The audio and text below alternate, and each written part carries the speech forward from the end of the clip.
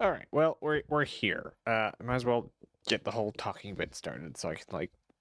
I still I got stuff to do. I need to put out announcements. I'm the late. That is just basically everything. Hello, the 3 people on Twitch that says I have. Let's see. I have a pretty bad headache, so apologies for my nonsensical everything. But oh, I already had it. Oh no, I didn't have it.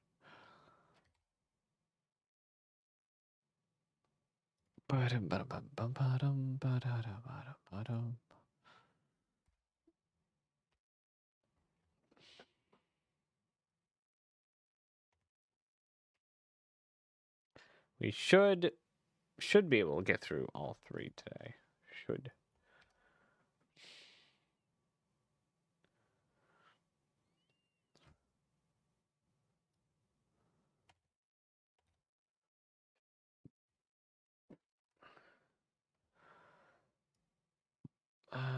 That.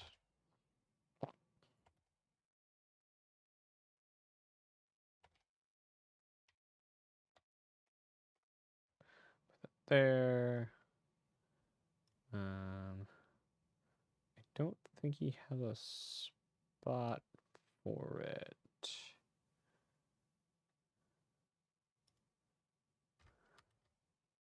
Yeah, he also has that already, so it's fine.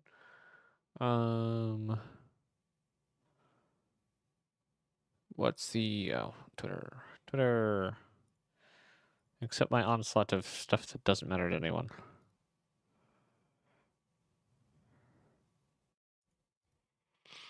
I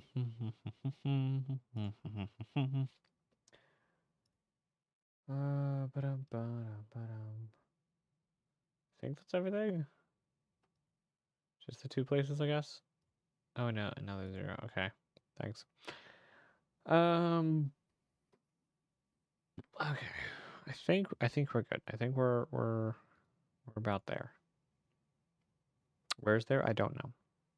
I don't know where there is. I am all out of sorts today, aren't I? Jeez. I think we're good to get into it now. Where is? Oh, that's. I see. Now we're gonna start off with this camera because it seems to be the camera that works the best. Okay. Alrighty. Put me up in the corner. And let's get going.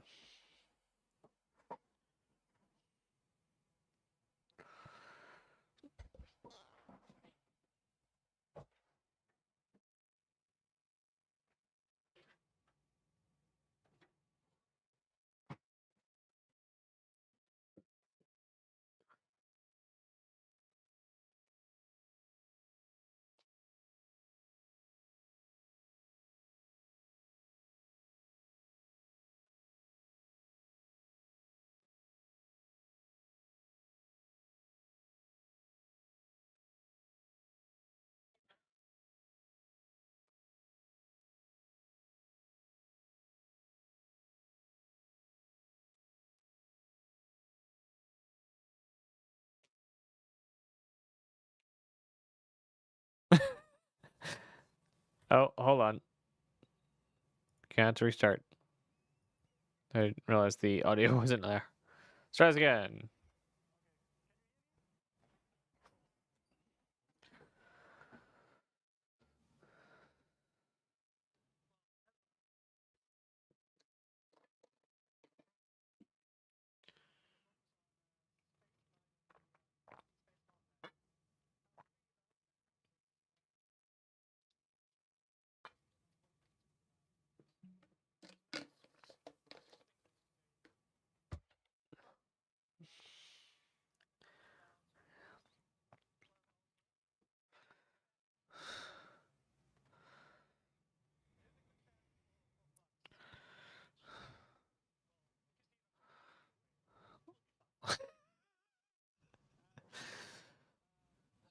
Oh my gosh. I'm gonna play this thing like 5 times before I actually get it right. Do do do do do do do do do do do do do. Today. There we go. Okay, let's try this again. Boo! Drake Day and Origin Day so boring. Excuse you. How dare you, sir? Where which one is it? Is it this page? No, no, no, no. Oh, you're not supposed to see that. Is there any way I can put that up without showing that? No. Well, I could do that. Don't hate on my Kraken. So I'm gonna have to be up till 3 in the morning now because I didn't get in wave 1. I didn't even show up for me in wave 1. Wave 2, I got it into the cart, so I have to wait for wave 3 at 3 in the morning, EST, to actually hit the purchase button down at the bottom. I put the Kraken in and out of my cart many times. Well, I'm getting it in approximately 7 hours, I believe it was.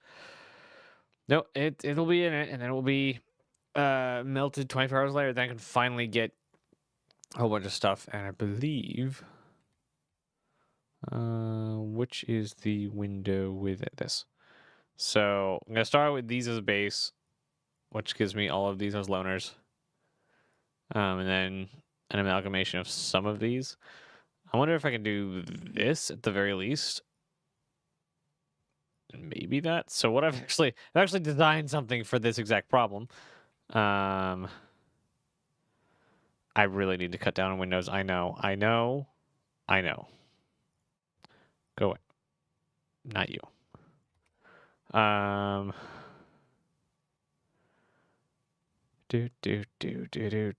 Do. It's not that one. It's not that one. It's not that one. Not that I know of.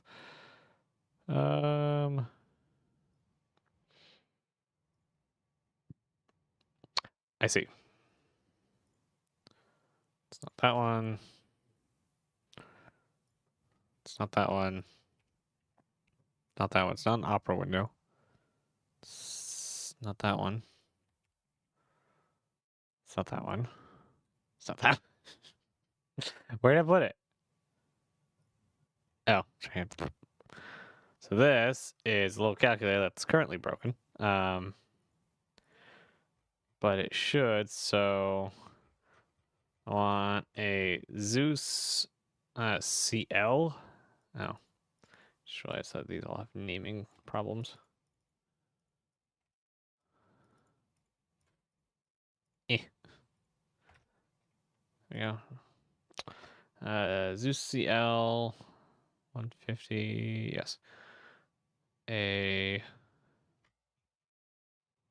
Galaxy. That should be 350. That should not be that amount. So yeah, the calculation for some reason is currently bugged. Which is very strange. Why is it?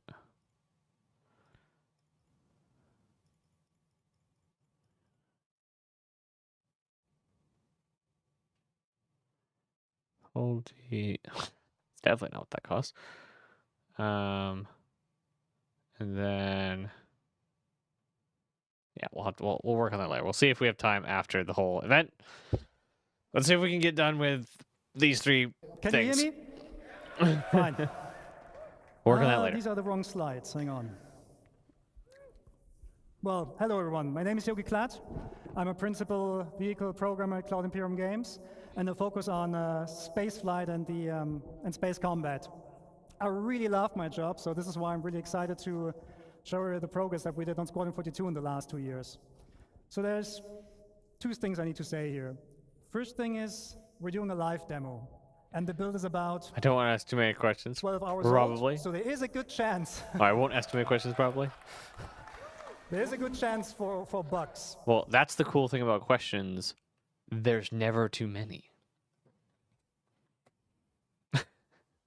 And hello. which, well, if you see them, just look away. It will be fine. The second thing is, I'm not flying myself today. It will be Brent Gunzinger. Carbon fiber in them? Jeez. He's using a setup of 2 VKB sticks, so left and right HOSA setup from VKB, and he's also using Do you the know fantastic if Toby device. Pathfinders will be next Monday? I do not know when the next Pathfinders is. We don't have a set schedule. It's basically whenever we both have time at the same time. We were on a couple weeks there. Like we got through like almost a month one time, doing it every Monday. It was good. And then stuff happened. So it'll probably be kind of mixed depending on what happens when over the next month and a half or so. But hopefully we can get back to a normal schedule like start of the new year. We shall see. We shall see. Nice. So we'll swap during the presentation between using head tracking and not using head tracking. Yes. So, but the good thing is, the relationship between you and your starship, it doesn't start when you take off. It starts way before that. There's a lot of stuff we do now in pre-flight. So please welcome back Ines Caldas, who will walk us through that process.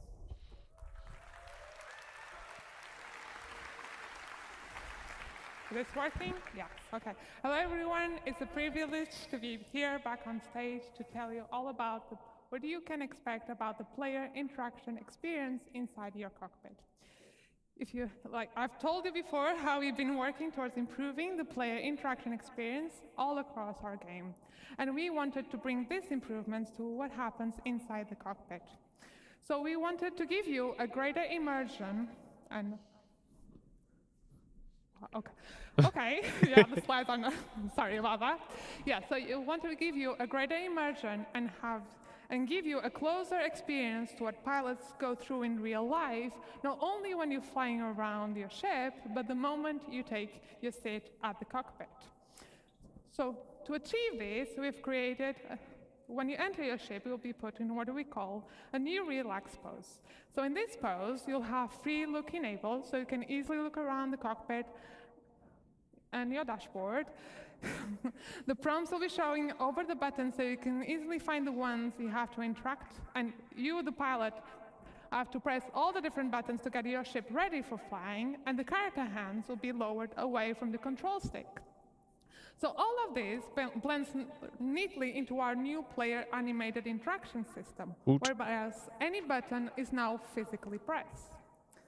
So this new system uses what we call a CDIK approach. This stands for code-driven IK, or inverse kinematics, and gives full control of the IK setup to the code.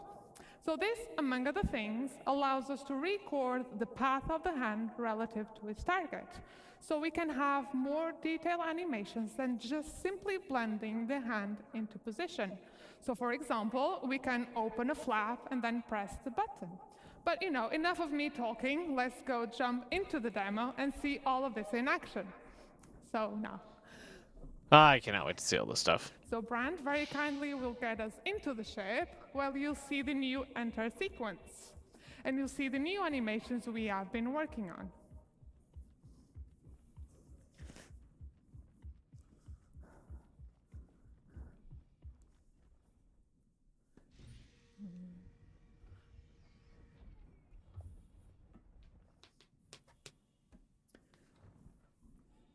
So you can see now that you won't directly grab the control stick. You'll be put on this relaxed pose with free look enabled. And you can see the different prompts appear over the buttons. So let's get this show started and get your ship ready for flying. So Brand, if you could close. Holistically, no game does it. Something like Microsoft Flight Simulator and other, I think DCS would probably do it, has press all the correct buttons in sequence thing, like realistic plane controls. But it doesn't have interaction, like your character doesn't, hit the buttons on the dashboard. And there are other games that have IK that will have your character do more things, or animations, depending on, to do more interactions. For instance, there's a mod for Space Engineers that basically just adds some canned animations to reach out and touch buttons in the environment when you go and push them.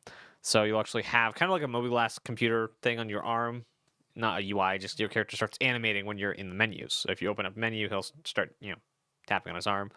And he'll actually like do like this weird like pull cord thing, plug in, and be on his thing like he's plugged into the computer. Hitting doors and things, he'll reach out and hit a button or do an animation to hit a button, kind of thing. But not that I'm aware, do any games do both to the degree of Star Citizen, and that's kind of like the thing about Star Citizen is some games do it this way, some games do it this way, but no game does them both to the level of Star Citizen. Like DCS and Flight Sim will have. Well, I've never played DCS. I've played Flight Sim. Flight Sim will have hyper realistic controls where you have to hit. That's a training platform for pilots. So you have to hit your millions of buttons in the very correct sequence to actually get the plane started. Seems like she's same. The cinemations are generated dynamically. The animations are not pre-baked, but always generated dynamically. Am I correct in this statement? It seems like she's saying... Okay, so IK is on-demand animations. So instead of... So let's just use this. Okay. So instead of a animation saying reach out and grab this this water bottle, IK says the bottle's here, and my arm consists of the hands and all the bones of the fingers, the wrist, bones for the arm, elbow, and shoulder, and all the bones in between. And it says I need to put my hand here. So it then calculates where everything else is because my hand needs to be on the water bottle. So it is always so inverse kinematics. Kinematics is me reaching out and grabbing this bottle. Inverse kinematics is the bottle telling my arm where it needs to be and it calculating back to my body. A lot of games use IK. It is basically the way to make realistic animations in the game world. Because if you would need machine learning to do kinematics the way us humans in the real world work, because you need an intelligent body to see the button and say, that's the button I need to hit, and press that button. Inverse kinematics says that button needs to be pressed, so the button tells my hand, finger, whatever to do to hit that, and my entire body will adjust to get to that point. So it's not kinematics, but inverse kinematics. It is fascinating, and lots of people. I didn't know how much people loved in IK in the Surface community till this panel. It's great. They even mentioned it during the SCL. And code-driven inverse kinematics. So instead of just having an IK solution, this is basically a deeper level of IK, where there's like ragdoll and then code-driven ragdoll. It's a little bit more procedural than just letting your arm fly around, attempting to hit buttons. My typing is poo tonight. It's fine. My typing is terrible every day, so it's fine. If I have Control C, Control V, I would basically sound like I never used a computer before. It's fine. Close the canopy so we don't go flying around with that open. Power our systems. Oh, look at that. Aegis combat assist. And finally, turn our entrance. Yeah, so you are now ready for flying. So we will be bringing all of this to all of our ships in our fleet, and that's all from me. So the biggest demonstration of procedural animation, and I don't know if it was IK. What's Spore? Spore IK. Not UK.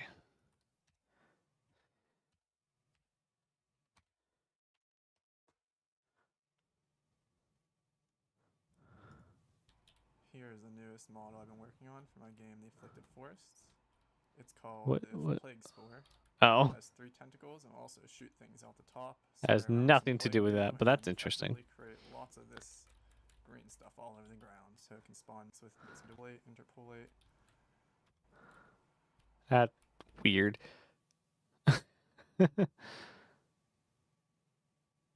So no, they just had straight procedural animations, not IK. So they had just procedural animations. Hello, Smithy. How's it going? Animation white papers. Spore. How old is this? 2008. Very nice. Very nice. Wait, is that all of it? No. Okay. It's just part of the book. Spore. That's great. Okay. Absolutely fantastic. I'm bored at work. Oh, no. So please join me in welcoming to the stage Tony to tell you all about the new UI. I like how when he gets up, he says the thing that they always say when they have a new UI panel is, "Hi, this is the new UI. I mean, the old UI that was new to you guys, but we're throwing it out again."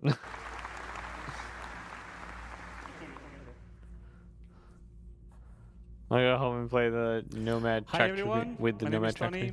I'm senior UI programmer here at CIG, and I'm here to explain some of the spoilers that you saw yesterday about our new ship UI. So, are you ready to see the ship UI in action? Right. Wow. Bone, play the demo. Brand, continue with the demo.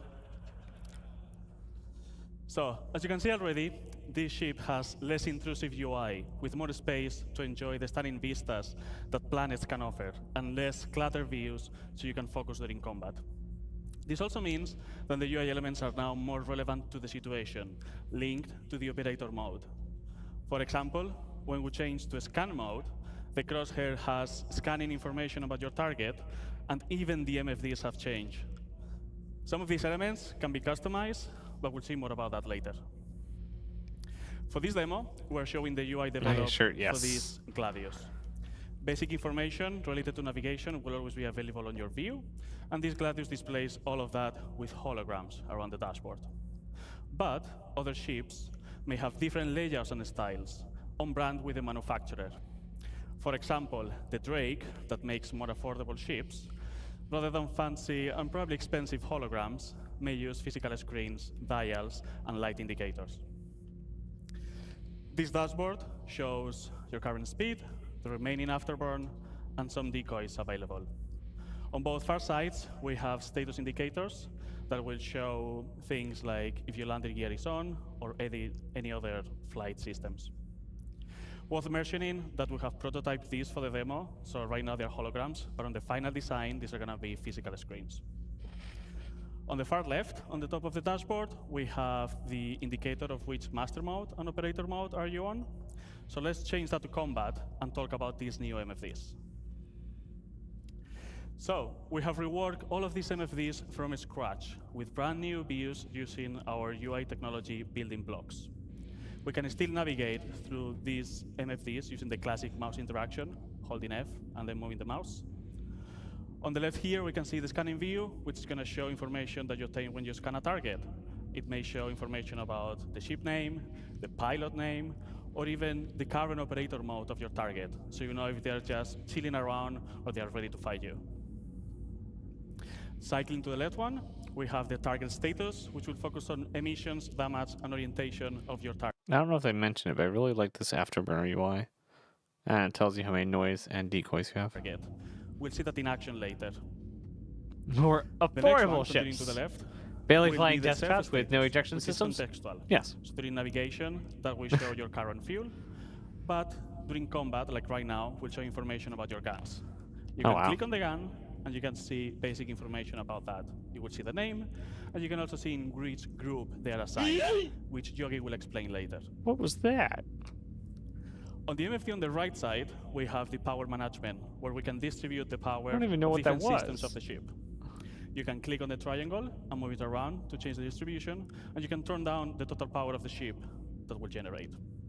The classic key bindings that you all know already works, so when you change the power management, you will see now a triangle on top of the radar to show you the changes. Oh, okay, I see. It's just not showing up for some reason. Now, instead of using mouse, you can also use key bindings to select MFDs and cycle through the Thank you for the sound effects. Thanks. Yeah. This UI is so much improved. It's what happens when you say, instead of having to rush something out for the next quarter, take your time and do it right. Which is something they've been trying to do for the best part of like 6 years. They've been trying to give their devs enough time to go develop stuff. That's why we switched to a half and half thing. Haven't added a Fedora or changed fedoras? What? I didn't see any fedoras.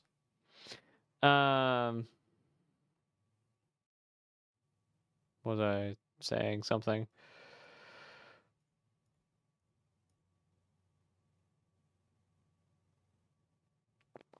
I was on something. What was I saying?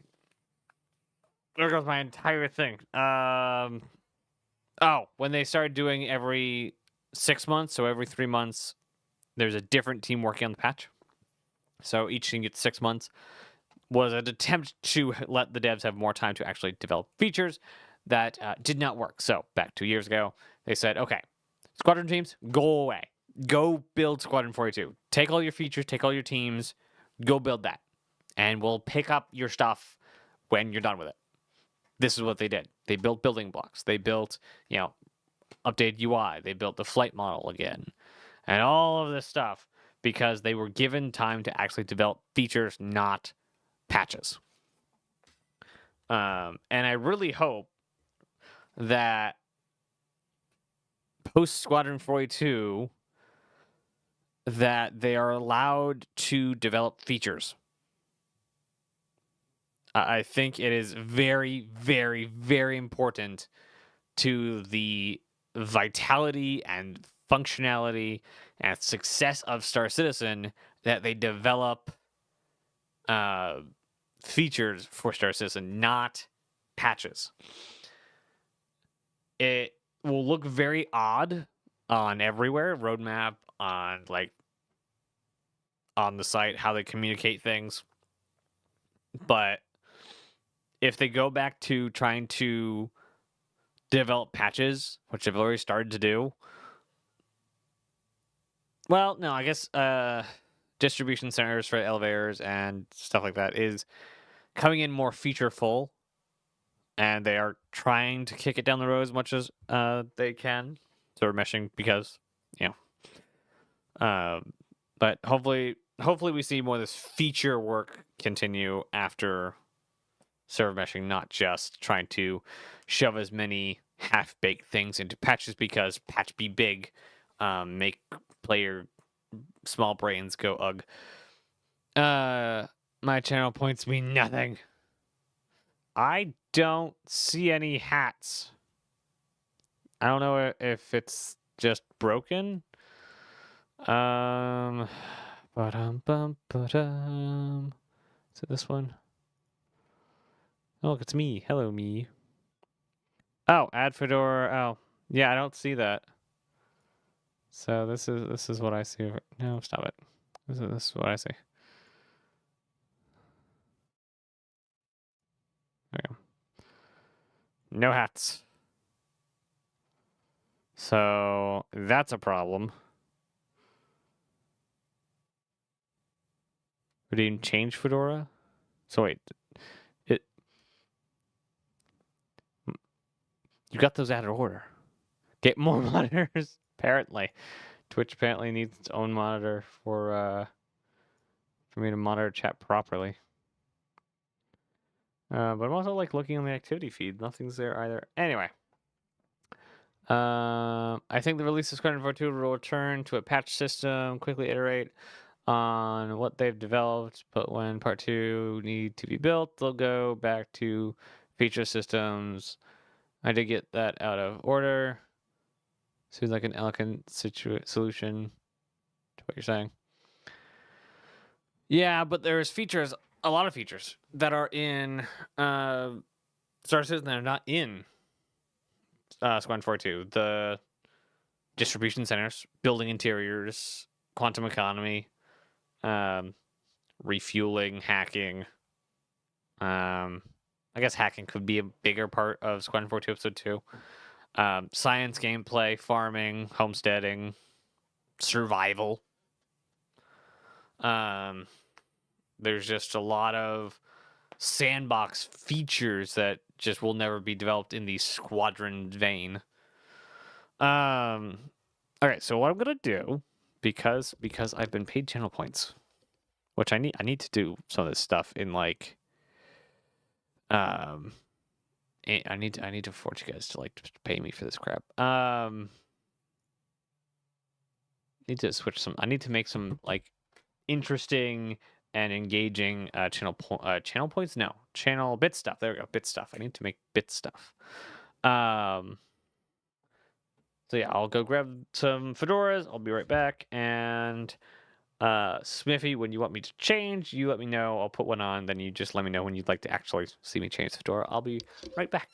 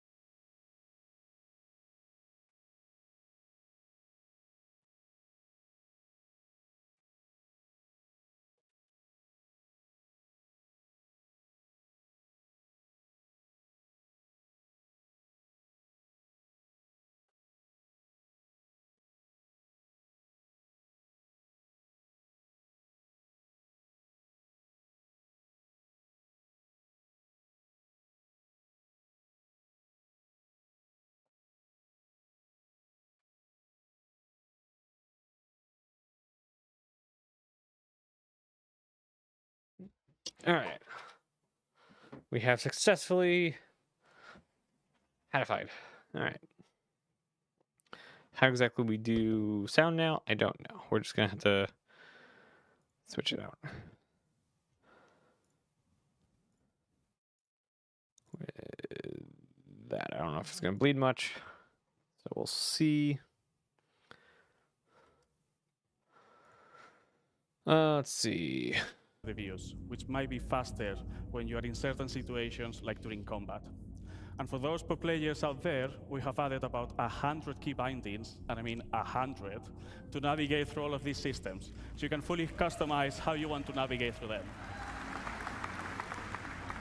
And I really hope that's more than enough to use on your keyboard, on your HOTAS, or even on your game class setup. But if you need more, just let us know. Anyway, I think you're not going to need even those many shortcuts. For each operator mode, we now persistently save which views are shown on each MFV. So you can customize what's important to you for every situation. So as an example, during combat, you might want to have target information on your MFVs, but maybe when you change to quantum travel, have your current fuel, spend some time on the configuration screen, for example. Let's talk about this configuration screen. We're going to have now here a variety of options, from customizing UI elements to enable systems of the ship. We may see some of these later in action with Yogi. These settings are now available on this screen, not in the global settings of the game, for quick access. So just as a warning, wow. Expect changes on the settings that you already know, but we'll tell you all about it when we have it ready. I like that they're mode-based and persistent. So you can change it per mode. And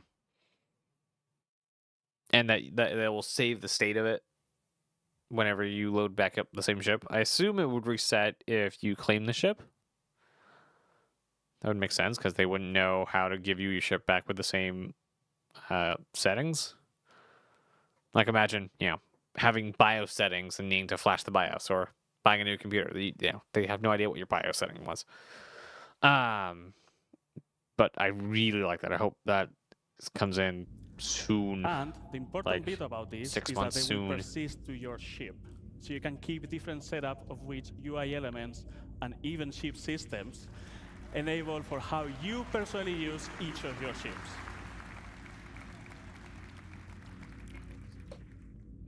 It also means first time setup takes a lot longer. So you get like familiar with your ship before you take off. And that's kind of what this entire bit has been so far. Now, some of you might be thinking that this Gladius doesn't have enough MFDs. Can we enable the top setting? Hey. For those of you that you want to see even more information, you can now cast versions of these MFDs to your helmet.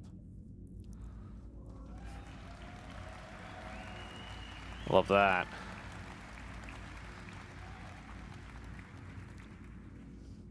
For this, you're going to need to equip the appropriate helmet, so it's connected to your ship and I can get all this information. You can use the key bindings, as I mentioned before, so you can select which cast do you want to control and how to cycle through them. So you can pin views that are important to you that will move with your camera. So as you have seen, if you're aiming at the target or if you're moving with your head tracker, those views are going to be always with you. With all these tools, you can customize your experience and have it ready for every situation that you encounter with your ship.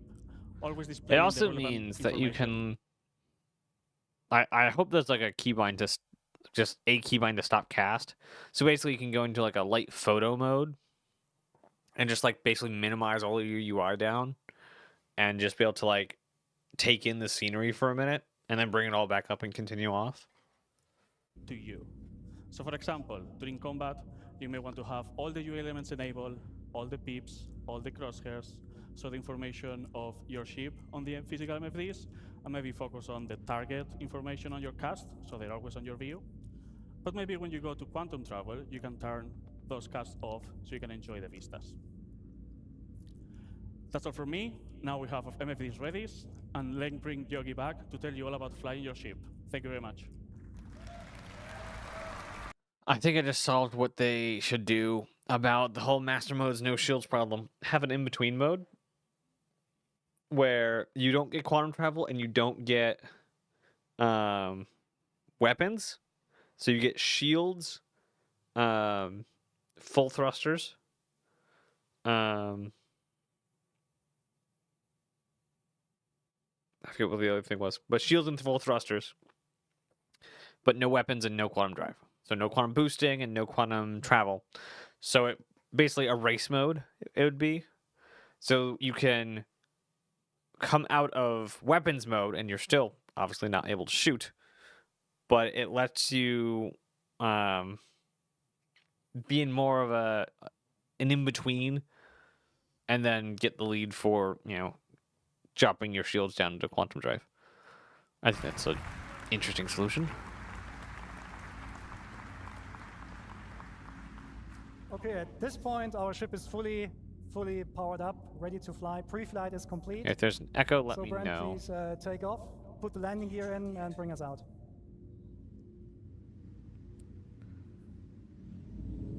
Have you seen the interaction? This is great, isn't it? Okay, so one of the problems we always have in space games is to produce a sense of speed. Space is big. And the sense of speed is always produced by, small things going around you. So although it's not very visible here, the VFX team has actually added space dust. So in the future, you can tell where your ship is going, even without looking at instruments. Another thing we're focusing on as well is G-force reactions. So Brent, if you could come to a stop for a second. When your ship is sitting like that, and you strafe left and right, you have these small head motions. That basically make your head and your body react to the G-forces they're currently enduring. We're actually increasing them now. We also added rotational G-forces into the mix, so if Brent is now rotating the ship to the left, you also can see that your head is swaying a little bit.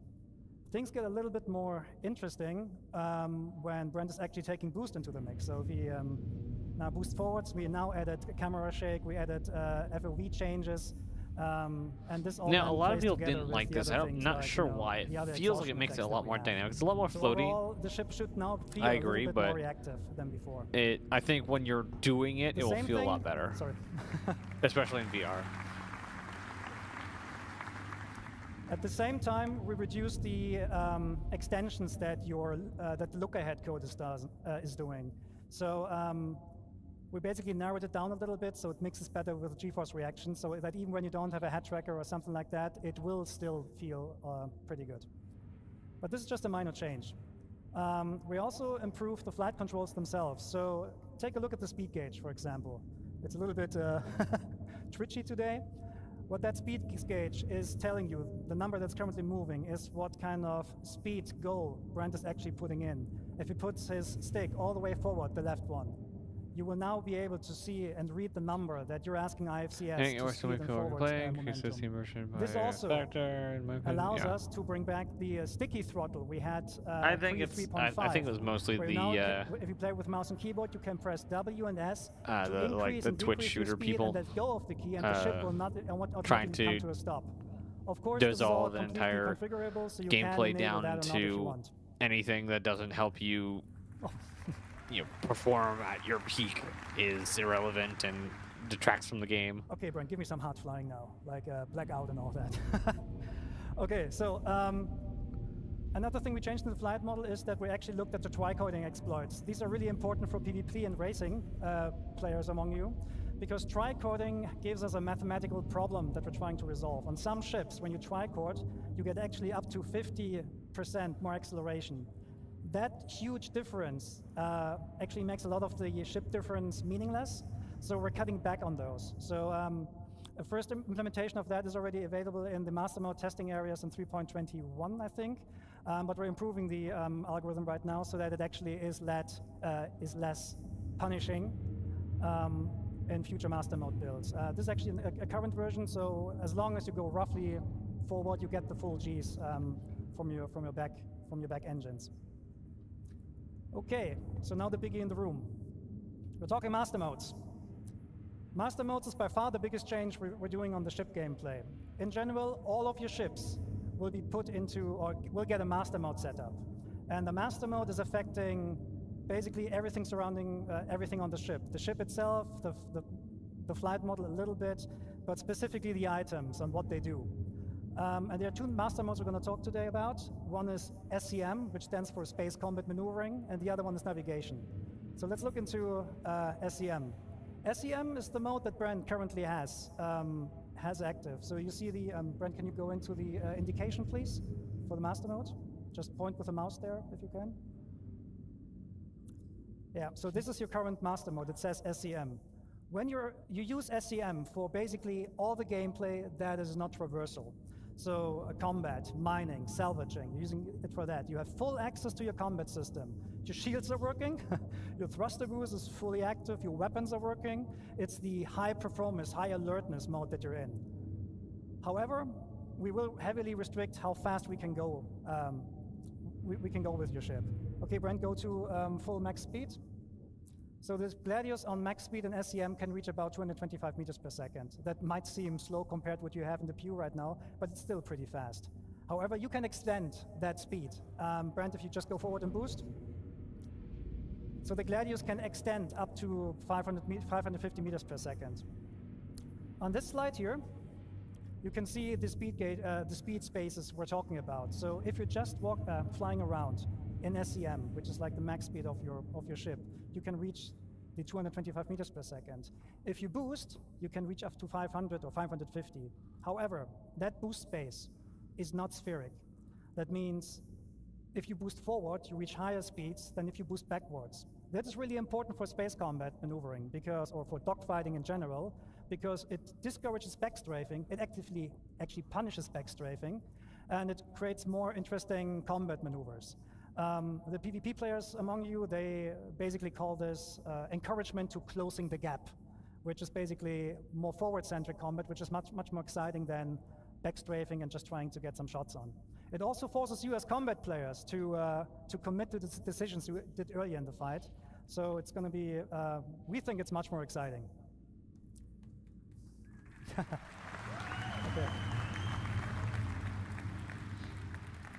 I just can't wait to actually be able to use this in the SCM persistent universe. when you need to fight, when you want to fight, or when you need to fight, right? The thing with the master mode switches is that they do not happen instantly. They take a while to move over. So we're now going to put our ship into the second mode, which is navigation. So navigation mode is basically the opposite of SCM. What this does, it gives you a high-speed, low-performance mode. Your shields, they will collapse. Your weapons will not be able to fire. Your defensive systems will not be functional, but you have higher speeds. So in nav mode, you can still reach the speeds of what you have currently in the PU, something, I mean, depending on the ship, sometimes 1,000 meters or 1,400 meters per second. But all your regenerative systems, so regenerating the weapon capacitor, your thruster boost, will be inhibited.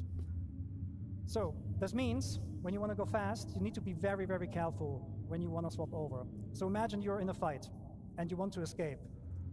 You should not do it right away, because if you just swap to navigation mode in the hope to flee, you are being left with no shields. And the first thing that will go offline when you are hitting with distortion guns is the quantum drive. And that is important, because the quantum drive will spool automatically up when you enter nav mode, and it will then unlock the higher speeds. So this means when you're in nav mode and you're fighting, you're very vulnerable, so you should get out as fast as possible. Luckily, navigation mode not only allows you a higher speed, but also gives you access to the new quantum travel experience, which we're going to show in a minute. So that is nav point that you see there on screen. This is the point we want to go to and quantum travel to. Before we do that, I need to quickly explain what this is about. So currently in the PU, when you quantum travel from A to B, you're actually not really moving. You're going on a spline, and you're teleported in every frame along that spline. So there's basically no meaningful gameplay we can add there. The new quantum travel experience is fully physicalized. Physics is always on, which means when you quantum travel from A to B, you're actually accelerating using our awesome physics engine. See, I thought it was movement. I don't remember them saying ever before this that it was faked. I don't remember if they've said anything about it being faked. But being physicalized, being now actual motion, is basically one of the things they've been like talking about the gameplay they can add because of it for years. Like almost since the start of the project. At least the start since I've been here. So it's very important that now it's physicalized. And because it's physicalized, it gives us a lot more meaningful gameplay we can play with. So Brent will start the quantum travel in a second. What will happen then is your quantum drive will initiate the jump. You will see an effect that distorts the space around you, and you will accelerate forward. During the acceleration process, and so this is the time until you actually reached your cruise speed, the ship will experience forces, and you as a player, you're responsible to counter these forces. So there is an element of failure. Okay, Brent, let's show that. And take your hands off.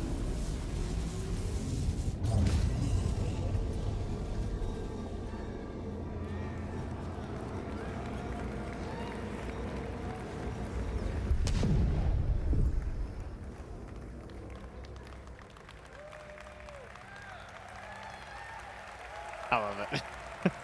I love it. It has won me over. I was very skeptic the first time I heard it, or first time I saw it. I love it. So what you just saw is basically the failed attempt to quantum travel.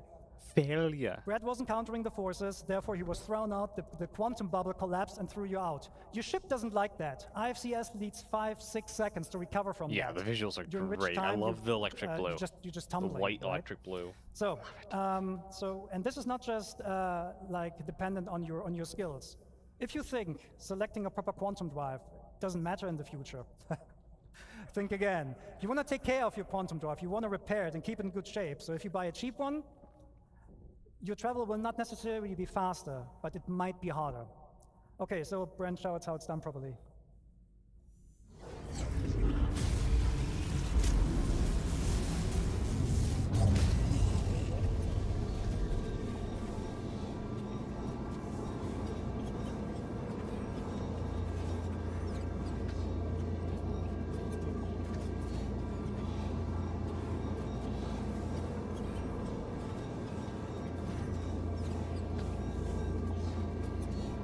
The bubble is locked.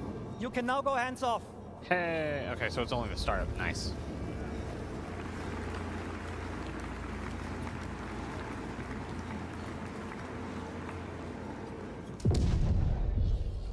Oh, hello, very large rock. Okay, so there's a second variant of quantum travel, and this is for short-range jumps. Sometimes you jump somewhere or you go somewhere, and you see the next point of interest is like travel is going 1,200 to kilometers be away. my We're engineering not going thing to for force you sure. anymore to travel that by hand. Piloting thing? You will use a technique called quantum boosting. It's a quantum-based short-range Or jump for engineering like as far something as between like a couple of hundred kilometers tweaking to quantum like drives. 30,000 kilometers or so. When you use quantum boosting, the process is practically the same, but the quantum bubble will not stabilize itself, so you need to be hands-on for the whole time, and the speeds are naturally, well, slower, but it's not slow, it's still quantum traveling, right? Okay, so Brent, can you boost to, oh, reinforcement needed. Yeah, let's go there, let's boost. Oh, actually, sorry. Thank you. Okay, so what Brent is currently showing here is, I think I forgot to mention, quantum boosting works in every direction. You don't need nav points. You just point and go.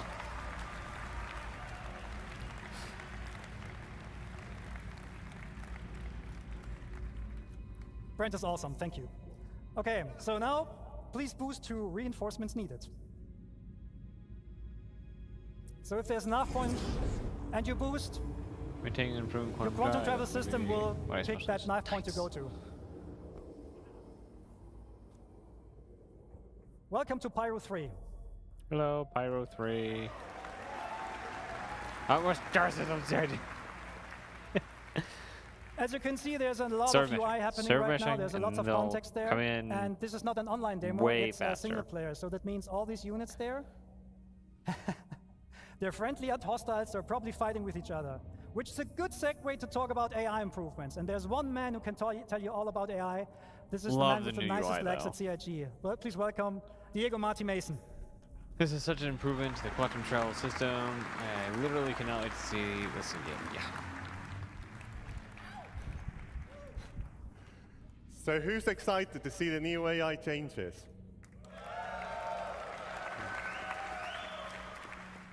Hi everyone, as Yogi said, my name is Diego Marty Mason and I am the AI programmer focusing on the fly combat. Over the past year, we've been working on delivering a thrilling experience to the AI encounters. Let me first walk you through our journey. We first started looking at the current AI behavior in the PU. We quickly realized how uniform fighting was and how we were not using all of the tech available to us to make a more interesting experience. We had the foundations and we wanted to learn more about how you, the players, do your combat encounters in the verse. Joe. So we did this by getting combat recordings, analyzing videos, and internal playtesting, where we were hammering each other for hours. It was fun, unless you went up against experienced fighters like they are. Anyway, with all of these data, we started crafting the first prototype, with the focus of bringing that human behavior into the AI brain. When the first version was ready to be tested, I handed it out to one of the best internal pilots in the team, Yogi. So Yogi, what do you think about my first prototype? It was an exercise of humility. It was an exercise of humiliation. I hated it, and I blame Diego. So this was due to the AI being able to keep a good range control and a perfect orbit around their target while maintaining a constant firing solution. Come on, it's a computer. We learned a lot from our initial prototype, and it really helped us to define what we wanted to deliver. A combat experience where the AI, yet challenging, makes mistakes, just like us, humans. We want players to leave every combat encounter with a feel of satisfaction by encouraging you to keep on the move and make use of the vehicle systems available to you, so you can at least try to win the fight. Let's see how we brought this new iteration of combat to life. We broke down in multiple stages. The first one, interception. Then the main engage phase, which we broke in different tactics: strafer, jouster, chaser, and finally, disengage. Let's switch to the demo. As you can see, Brent has encountered a skirmish. Let's talk more about the combat flow there.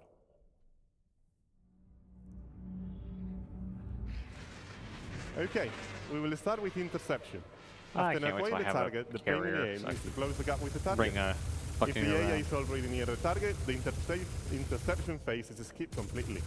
If it's too far, it will tell the AI to use the new master mode to swap into navigation mode and make use of the full speed to chase. Swapping back to SCM mode when we are in a striking distance. That leads us to our second phase, engage. Here the AI selects an adequate tactic based on combat environment. These are choosing via the traits and tactic selector system. You've heard more about them in the previous talk by Francesco. So let's talk about the Strafer.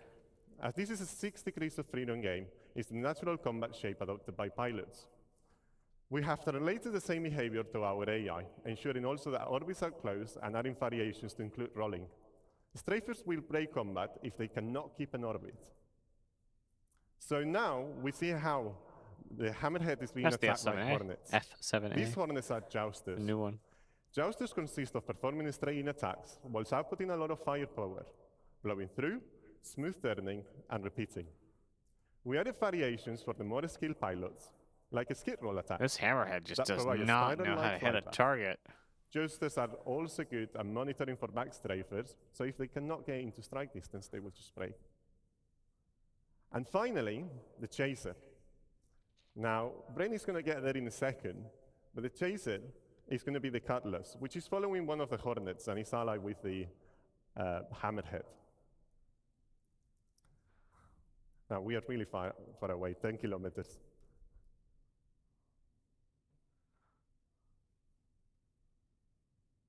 So the Chaser, it will try to always stay on the target 6. The idea is to force the target into a defensive stance by making them turn into the Chaser. This maneuver will be seen mainly in squads and atmosphere combat. The final phase, which can happen at any time, depending on the combat situation, is disengage. They're switching camera to a target. They're targeting them and then switching to a follow cam on them. Is that a dev tool? Like, I'd imagine that's a dev tool or a cinematic tool.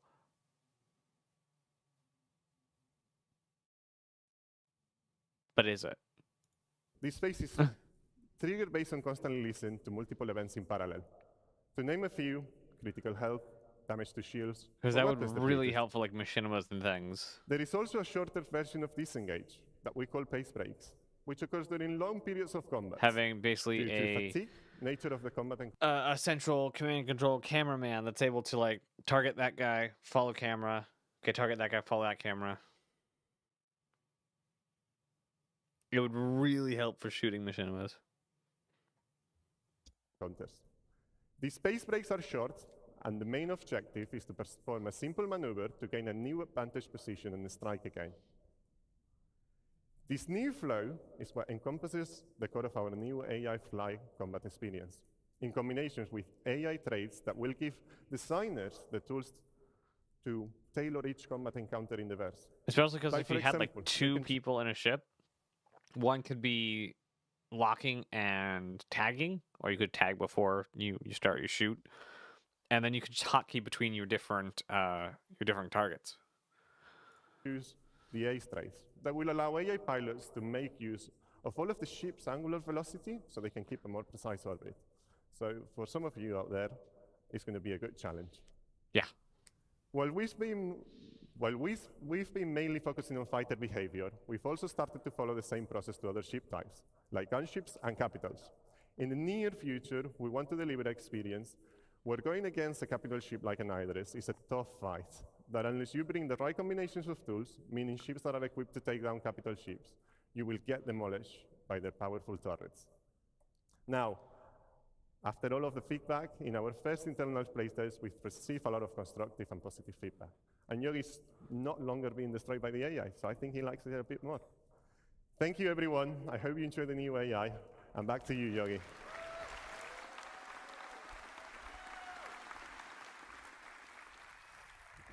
Thank you, Diego. Okay, so now we're going to talk about, we heard about how AI makes my life hard. Now let's talk about how to return the favor. We're talking weapons. So, the weapon and aiming systems in Squadrons, they went through a lot of changes. I can only mention a couple of them, so I will go through them relatively quickly. First thing on our to-do list is basically weapon tuning. At the moment, almost all weapons in the PU are practically the same. In Squadron, that's not the case. Almost all weapons have different properties. They have like different projectile velocities, different DPS numbers. But they're not just different in terms of these numbers. They also feel different. Remember the Singe cannons from like a couple of years ago? They were they were very powerful weapons, but they were extremely easy to use, which made them meta weapons. So we're going to bring the Singe cannon back, but we'll make sure that the amount of work you put into these cannons in order to employ them is on par with the other guns. So there's a lot of stuff that we're going to do to make sure that weapons have a lot of pros and cons and avoid meta. Specifically for this build, Brent is equipped with a I think a close and burner laser repeater. Can you fire it once? Yeah. And the other weapon he has is he has 2 weapons on the wings, which are Gats cannons, size 3. With 1 push, they're actually firing 2. So we're also gonna have burst weapons and so on. Okay, cool. So a problem we have in space games is controlling the engagement ranges, because we want to bring the fights close. But the problem is that, well, how do I put this? Weapons usually, in order to bring them close, what the game devs usually do is they just restrict the ranges. Like in the PU, a lot of the weapons have exactly a range of 1,400 kilometers, which means often the fights occur at 1,399 meters. This is not a good way for us to control the weapons. And we tried out things like damage fall off, so that bullets get more damaging the closer you are. But the problem there is, how do you communicate that to the player? So we're going to do a couple of different things with that in the future. Let's see when the graph comes on. Okay, so show of hands or show, which of you has an Ares? Okay, as an Ares pilot, you might know the following problem. You have a target. You're going to aim at it. And then you... this is... What the... Okay, I need to go back. Okay, there's actually some stuff not there anymore, I don't know. What happens when you aim with your crosshair over the pip is that you actually not aiming at the pip. The legacy system gives you a pip which does not show you where the weapon needs the pip. The new aiming system actually produces the pips based on where the weapon sees them, and reprojects them on the target. That means the aiming information you're getting is actually much, much more precise. And this is a very interesting, sorry, I said the completely wrong thing. I'm sorry, I'm nervous. Okay, controlling weapon ranges, sorry. I'll do it now, sorry.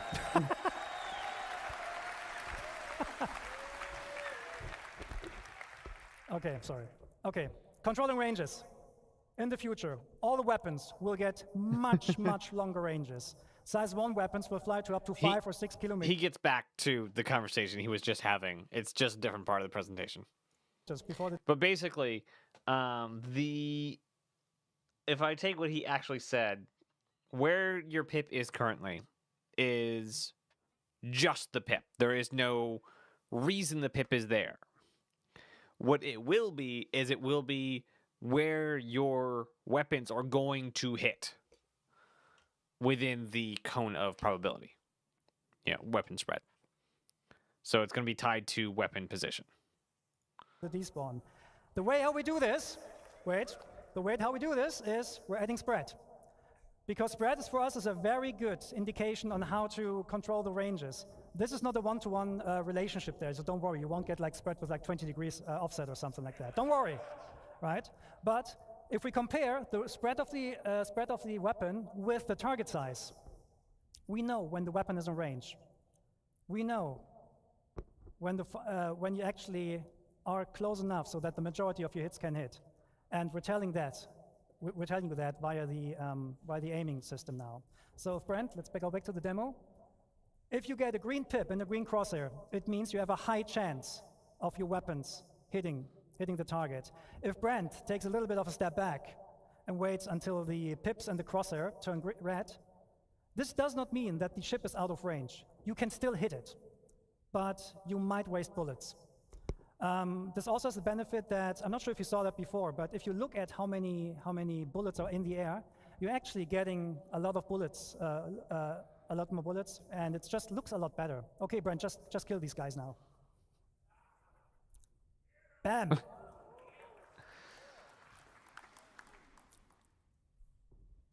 Oh, well. Okay, so that was this one. Okay, a thing you might have seen is that Brent is loaded with size 3 guns on size 3 gimbals. That means we're removing the M-1 system. The reason for that is the original intention of controlling the performance between joystick and mouse players just didn't work out, and the new aiming system is flexible enough to deal with these differences. So we're just removing it and keep going. So next point, pip grouping. If you have different weapons with different projectile velocities, you will get different pips. Because merging the pips makes no sense for us anymore, because the weapons are going to have vastly different projectile speeds. So if Brent, for example, enables all the weapons now, you get separate pips. So let's talk a bit about pip optimizations here. And this is the thing I messed up before. This is what he's getting back to. Again, who is an Ares? If you aim at your target, you get a pip, right? Your Ares owners know that. You aim at the pip, you shoot, you miss. And this is because the pip is not being shown where you need it. In the future, we're actually offsetting the pip where the weapon sees it and then reproject this onto the crosshair. Like that. And when you then hit, you hit. No, when you then shoot, you hit. And this is, of course, also communicated by the aiming system. So when the pips turn green and when the crosshair turns green, just shoot. Okay, so now to the actual best part. We cannot take down this hammerhead. It's too big for us. But we can cripple it. The weak points on the hammerhead are the turrets. Oh, the way we're going to do this in the future is with precision targeting mode. Brent? Enable precision targeting mode. There we go.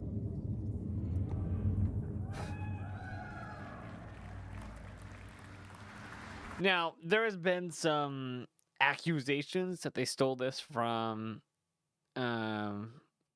Starfield.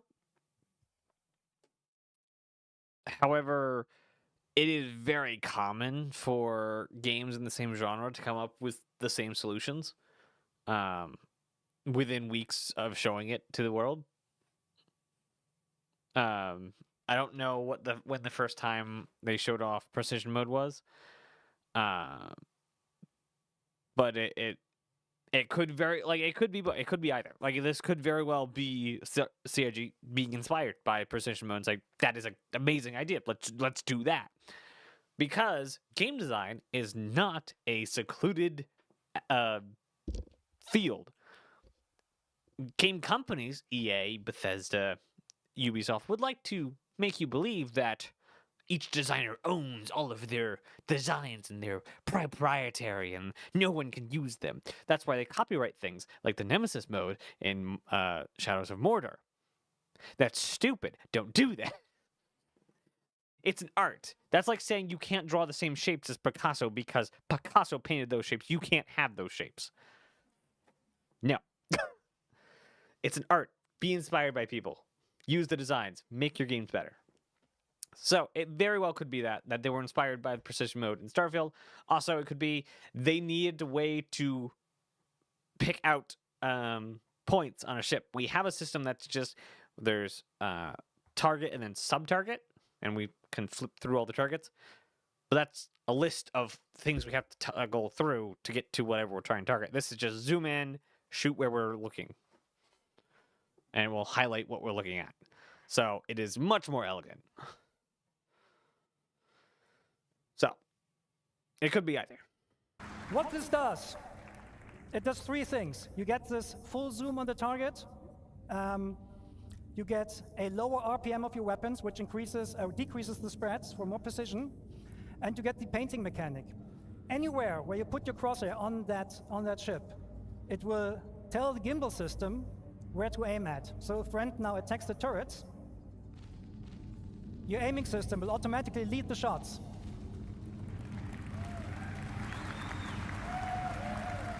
Bam! One turret down.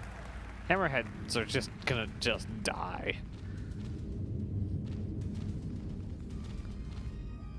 Okay, so this hammerhead now understood that it's not good. It doesn't stand a chance right now. But this will be the way how you in the future will fight against sub-targets and so on. The good thing about this, it also works even without painting the target directly, so you can do very, very precise warning shots.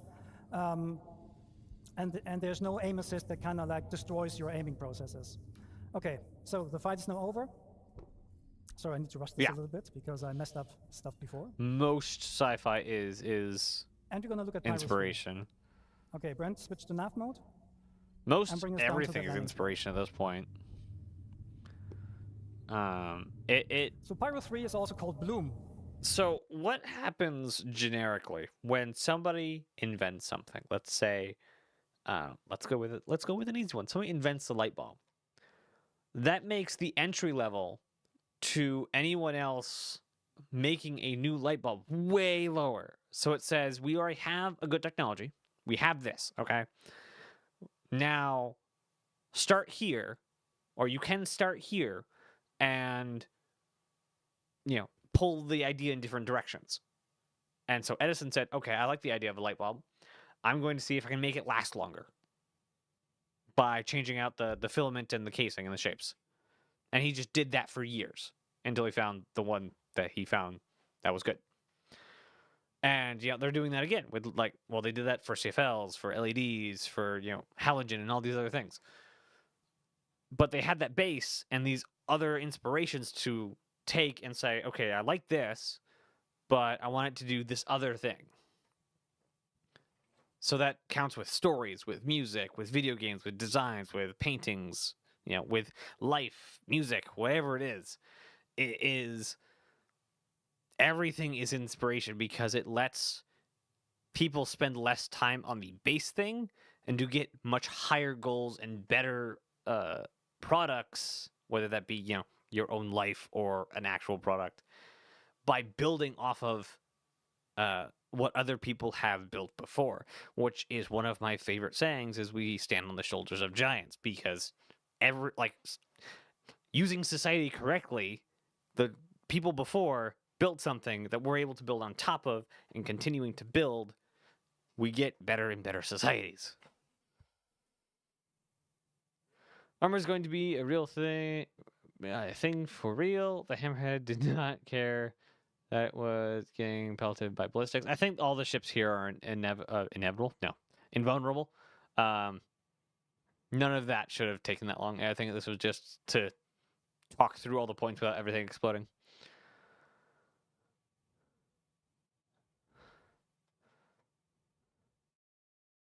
Yeah. Anyone who has ever done anything has inspired someone. For good or bad, everyone has inspired someone. I forget what the name of the poem is, but For Whom the Bell Tolls is a really nice one.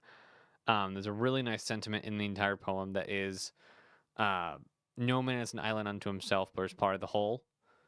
And it carries the sentiment that if anyone, good or bad, horrible or altruistic, if somebody goes missing, somebody dies, someone is lost, the whole is lacking.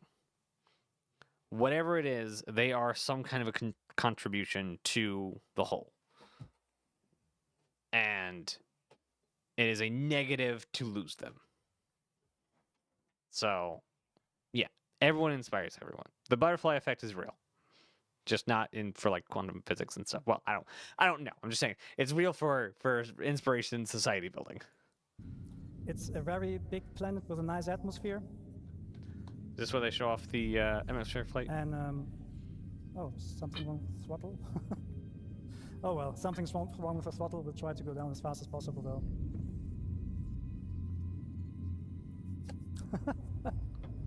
I said gameplay demo might have bugs. Okay, let me go there now. Okay, yeah, steeper angle, that works. Okay, so the thrusters on your ship, they do not like they do like the vacuum of space. Well, we're talking spaceships here, right? And we have thruster efficiency curves on these thrusters. So at some point, especially the MEF thrusters, they will cease working because they don't like atmosphere. They will overheat very, very quickly.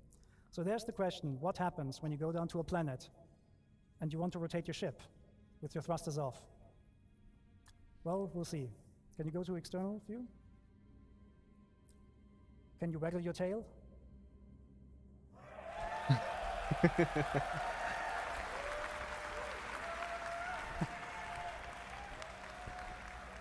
Okay, back first person. Okay, so what you see here is the new aerodynamics model. Because obviously our left stick is somewhat damaged or so, we can't be as fast as we want. Actually, Brent, can you try W and S on the keyboard instead? Oh, it doesn't work. Oh. No, doesn't. Yep. Okay. No, the stick is affecting us. Okay. Anyways, we're gonna go down as far as possible. So the new aerodynamic system is a complete replacement of the aerodynamic system that you currently have, and you need your control surfaces to actually turn the ship. Harkening back to the original demo or the original panel, all this noise is gonna go away too. Around. It simulates the airflow over your lift surfaces, and therefore the slower you become, the less effective those control surfaces will be in order to turn your ship. So we can demonstrate this. So if Brent just sits here and yaws left and right, you will see he cannot go further than that. That is in line with what real airplanes also experience when they're trying to use the rudder to yaw left and right. So what Brent can do here is he can roll and he can pull to actually change his direction. I love it. Okay, so just for this demo, we added a button. The button is called Thruster Disconnect, because at the moment in the PU, when you go through a planet, you're using the thrusters to rotate. We're not doing that anymore. So Brent, disconnect the thrusters, please, and put the I did ship hear about the into EVO testing. a purposeful Very nice. stall. I hope it comes The stall to happens more people when the very, very, airflow very over soon. a wing ceases, or over a lift surface ceases. And then at some point you will not have I any still don't think authority Star System anymore, has anything and on your ship MS, will not turn and so on, and you will MSF? basically fall out of the sky. MSF. That is naturally a state that every MSFF. plane wants to avoid naturally, Yes. right? And this is happening right here. Brent is not able to use the control surfaces right now because the ship is in a process of stalling. However, the airflow will pull the nose back into the wind, and once you have enough speed, he can actually, well, he gets authority back over these control surfaces. Wait, there's a 2024 edition already? Hold on. Hold everything. What? What did I miss?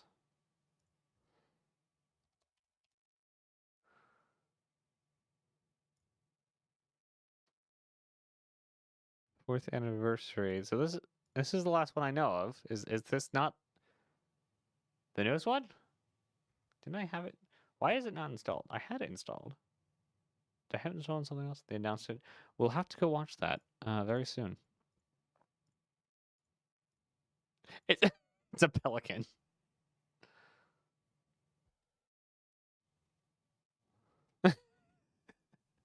Sorry. That means for you as players, what you can actually do, you can do aerobraking, you can do pure gliding if you want to. Oh You can man, even what do, is like, up with these competitions, like, I don't shadows? know, like Ew. drop ships out of orbit and then see how far they glide. This is all possible with a new system. So let's talk about the problem. How do you come to a stop now? To come to a stop with the new system, you need to purposefully put the ship into a stall. But don't worry, when we don't have the thrusters disconnected, IFCS will help you. So you're gonna bring down the speed more and more until you're reaching stall speed, which is about now. And then the thrusters will kick in and catch you. That means, however, you are now in a state that the thrusters don't like, right? So at the moment we have turned this up, but in the future you will not be able to hold this for long. So if Brent, for example, now from a hover, strafe is left, more left, more left, more left. The wind flow again pulls the ship over, and you go forward again.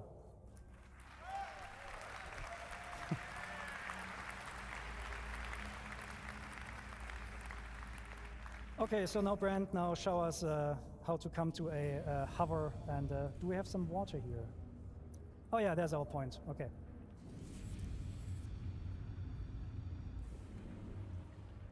Highway to...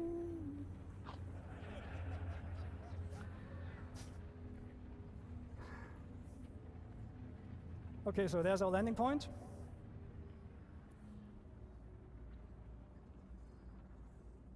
Can become a little bit slower, I don't know, 100 meters per second.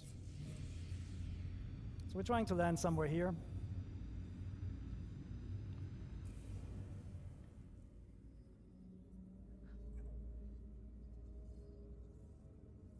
Whoa, look at this.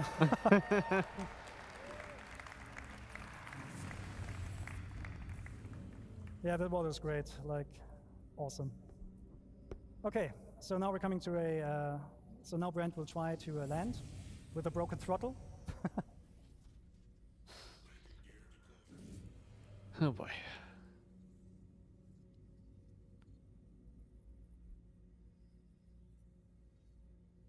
Should be pretty. And yeah, like, he's aided a little bit here by the landing gear, so he has landing gear out, I think, because that automatically enables precision mode at the moment, so that you're a little bit slower, but you can of course like turn this off as a player. And then you come smoothly down to a landing.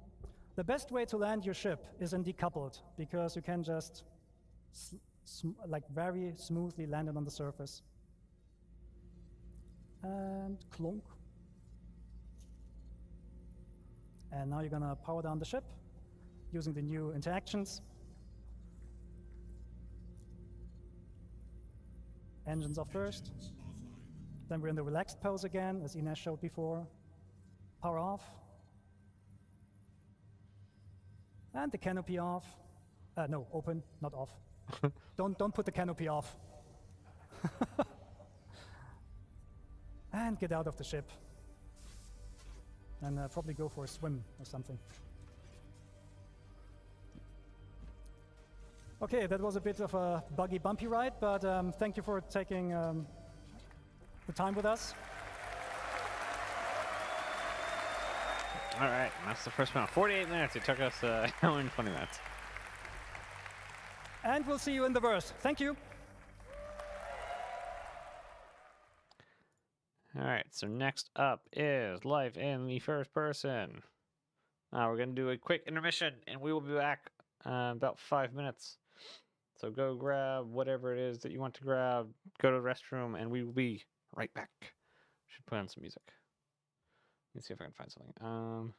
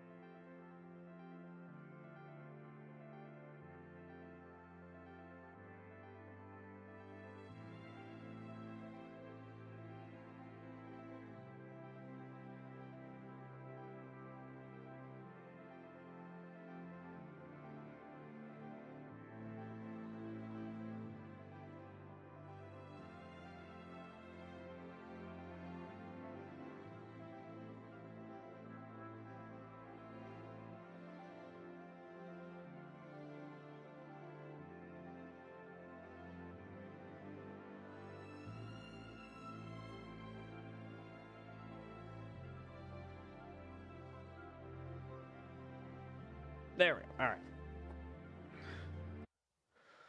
All right. Mainly stretches first. All right. Let us get back into CitizenCon review.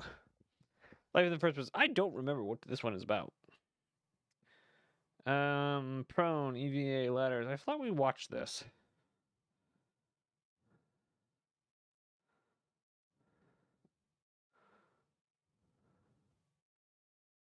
Yeah, no, we did. Because we saw that demo. Yeah. That had, yeah. Okay, so we've seen this. Hold on. What? Oh, Living on the Edge is the one we're supposed to be watching. Are we there yet? Yes, I think. Not live in the first person. We are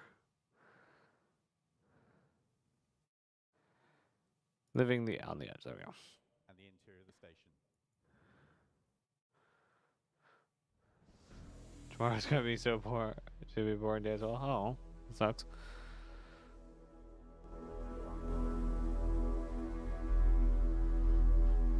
Any way to make it less boring?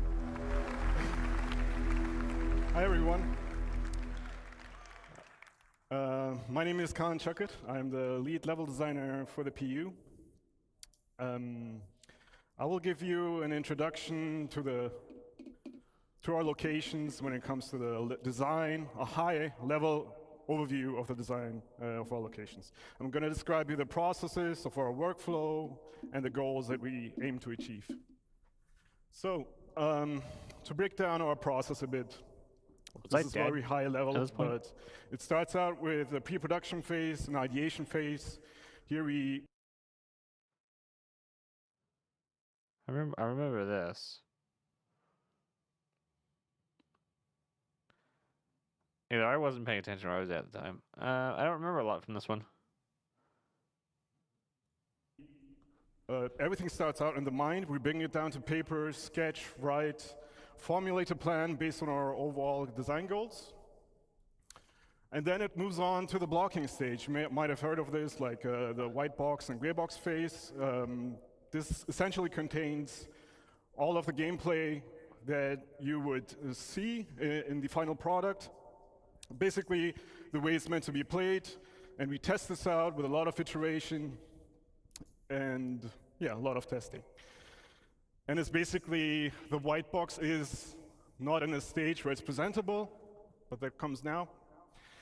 So on the right, as you see, the food court that Adam is going to be showing you later. Yeah, this is the final product, VFX, lighting, everybody had their pass on this. And level design or other designers still maintains the space and makes sure that the systems that get created are being retroactively implemented. All right, so one key aspect of game development in general is the balance of narrative, visuals, and gameplay. So all these interplay, they interconnect, and it's the foundation that runs through all game environments. So it's important to communicate context, and here in this draw-over, you see that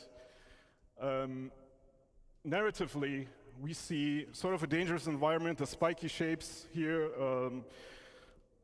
are sort of threatening. We see defensive structures. We can expect some enemy NPCs here, but it's also an old village. Maybe there's some exploration, some loot to be found.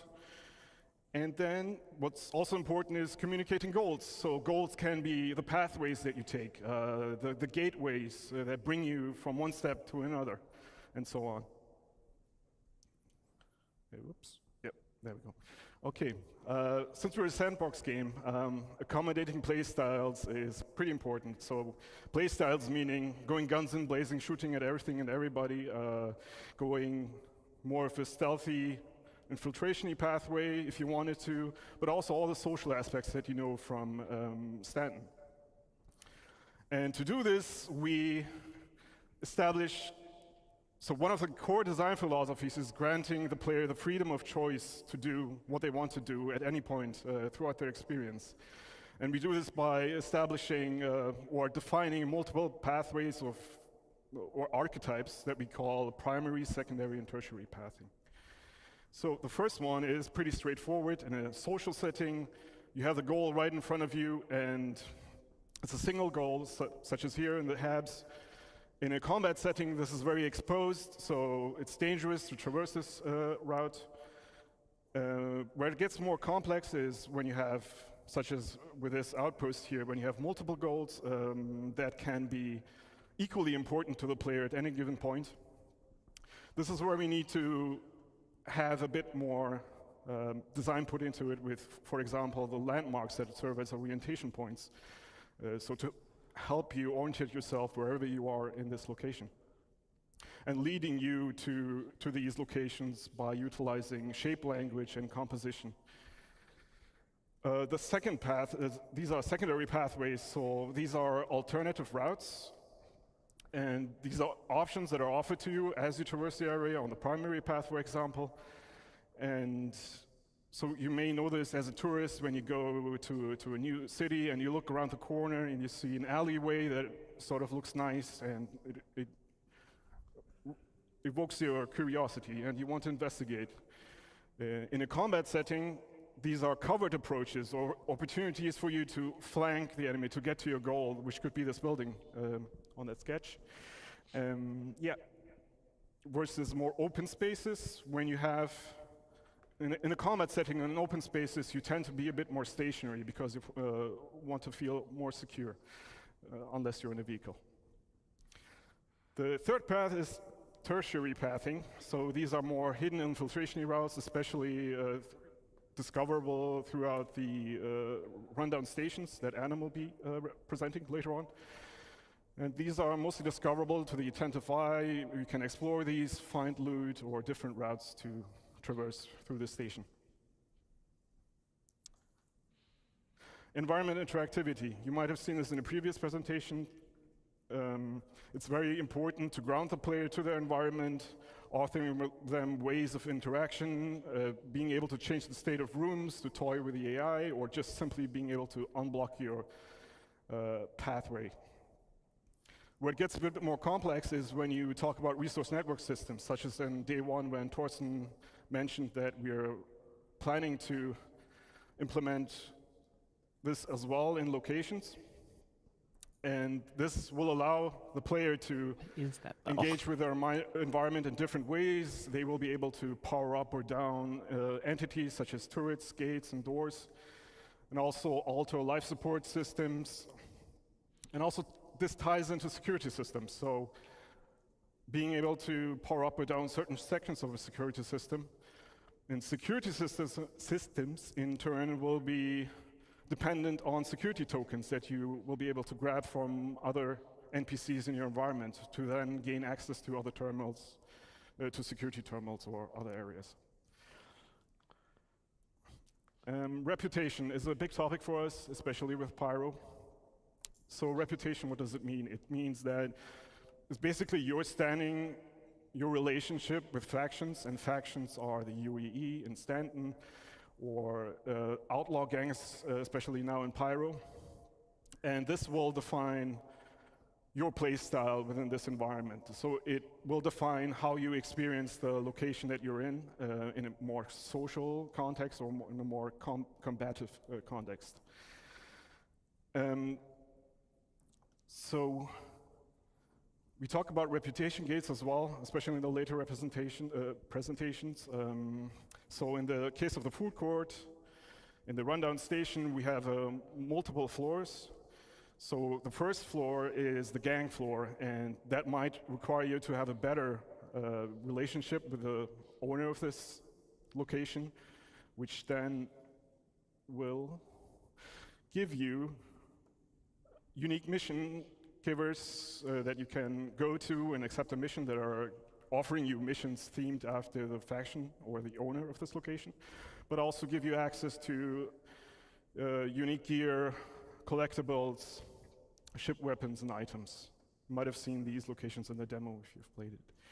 So to close this all off and move on to the other presentations, the glue behind all of our locations is the content.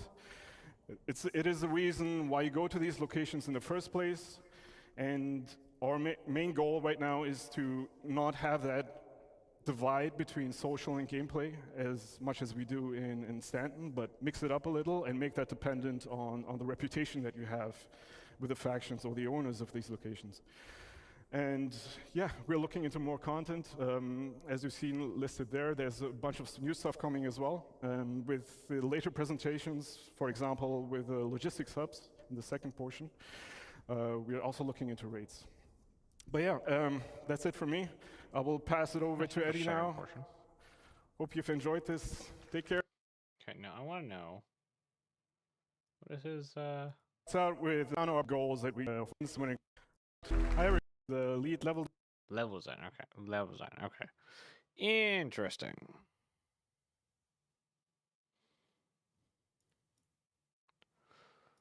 Hi, everybody. So, I'm Eddie. I'm an assistant art director on Star Citizen for locations.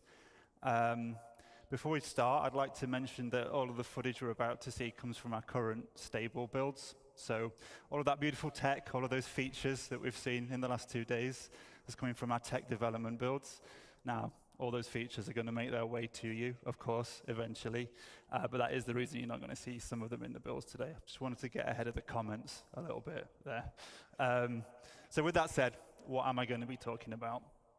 Well, I'm really excited to show you that the hard work that the Sandbox One team have been doing to expand our new outpost locations. I'm going to start by going over how we've expanded the library and what that means we can now achieve with the new locations, and then how we achieve that variety from the library by categorizing our locations into both archetypes and themes, and what that means for you as a player. So, I don't know if you remember this, but at SitCom in 2021, we showed this new style of outpost for the first time.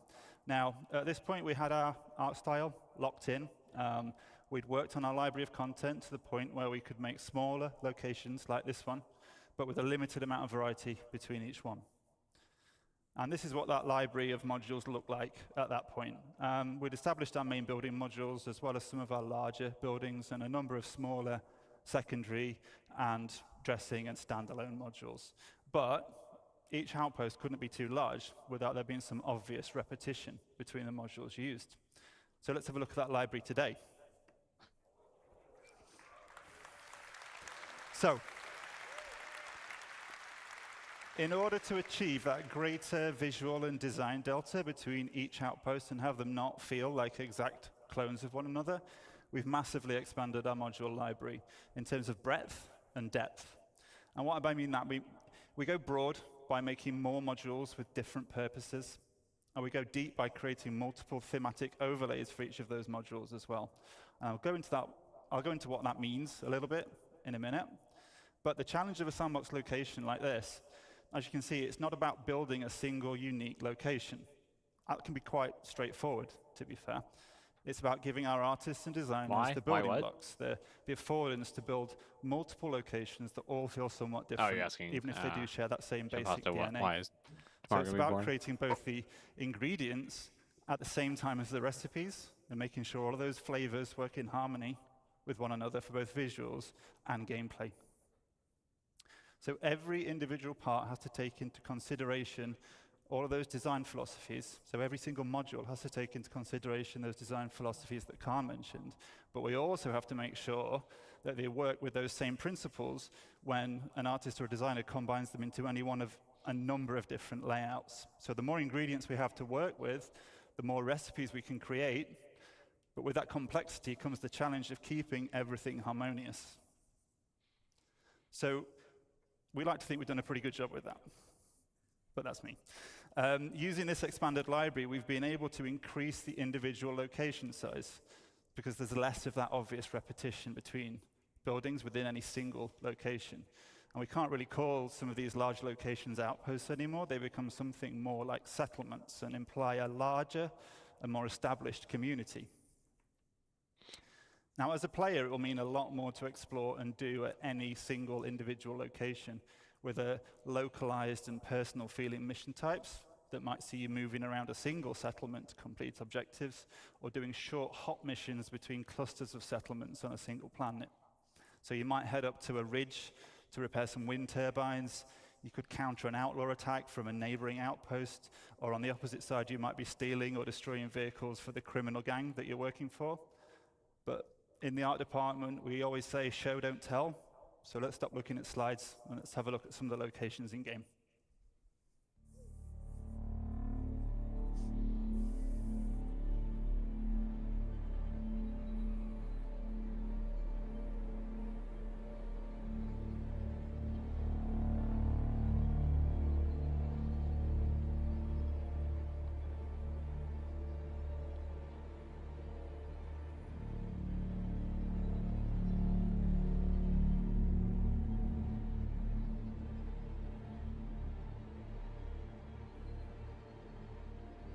I really can't wait till Resource Network.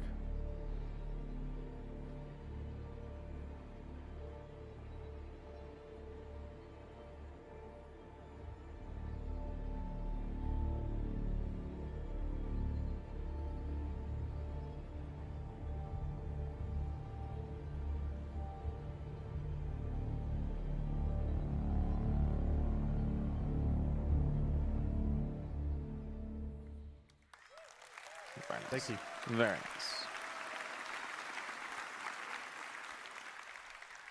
So what flavors of Outpost did we just see there? Well, we categorize them in two different ways, as I said, and then we mix and match those categories together to provide that variation. Now, the first and primary category is the archetype, and they provide that core gameplay hook and define the main function of a settlement. So scrapyards have a landing pit module for repairs and refueling. Mining operations can have a refinery module and ore extractors for resource and commodity trading. And trading posts themselves allow a broader range of item purchases through the dedicated trade building module. And I mentioned earlier some more like general mission types that you might find that would be agnostic of archetype. And the archetypes themselves reflect that primary gameplay function of a settlement, but there's also a middle layer. Of course, we don't want these locations to just be a glorified shop or repair station. So there's to be more secondary activities to do locally to an outpost that are also defined by its archetype. So you may find scrapyards can offer salvage-related gameplay and missions. Trading posts can also offer delivery missions or hauling and cargo gameplay. And farms can offer crops and fauna as resources for gathering or trading. So with archetypes as our primary category, in addition, we mix in a secondary category, and these are the thematic overlays. Now, at the moment, we have two main themes. Internally, we call these independent and outlaw. So themes offer additional variation on top of the archetypes to inform the look and feel of a location, not just visually, but which people you'll interact with there, how they'll respond to you based on your rep, what types of missions you'll have available to take on. So themes don't change the fundamental architecture of a space or the archetype of a location, but they do drastically alter the mood and feel, as well as altering the gameplay experience significantly. And again, let's take a look at the first of our themes, our independent theme.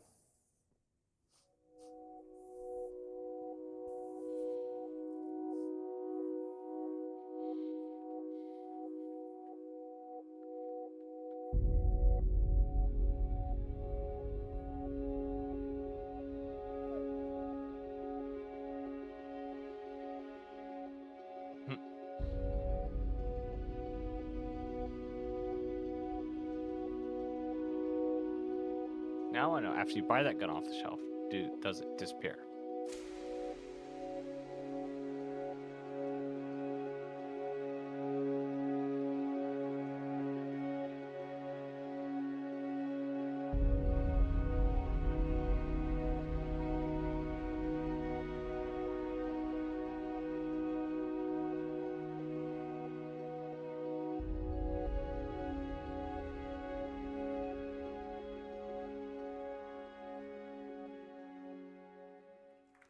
Cool. Thank you. The most peaceful you'll ever see Pyro. So, as a neutral player, the independent theme presents a much more social, visual, and gameplay experience.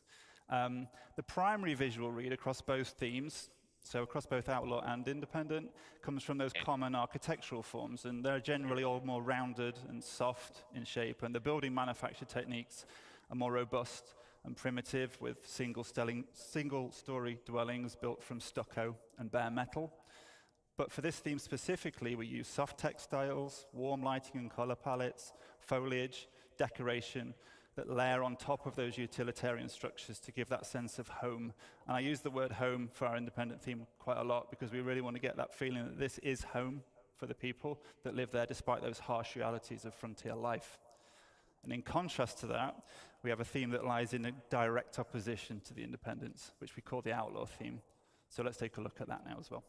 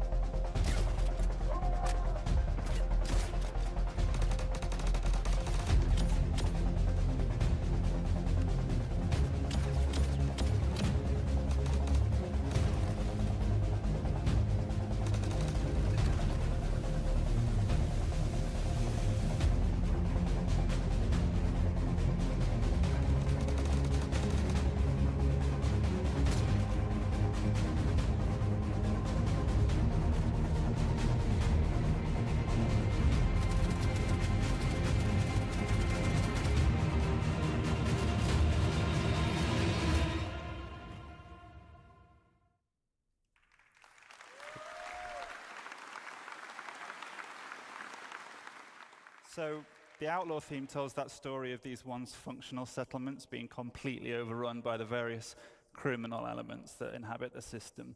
And visually, we have themes of a regressed and subverted civilization.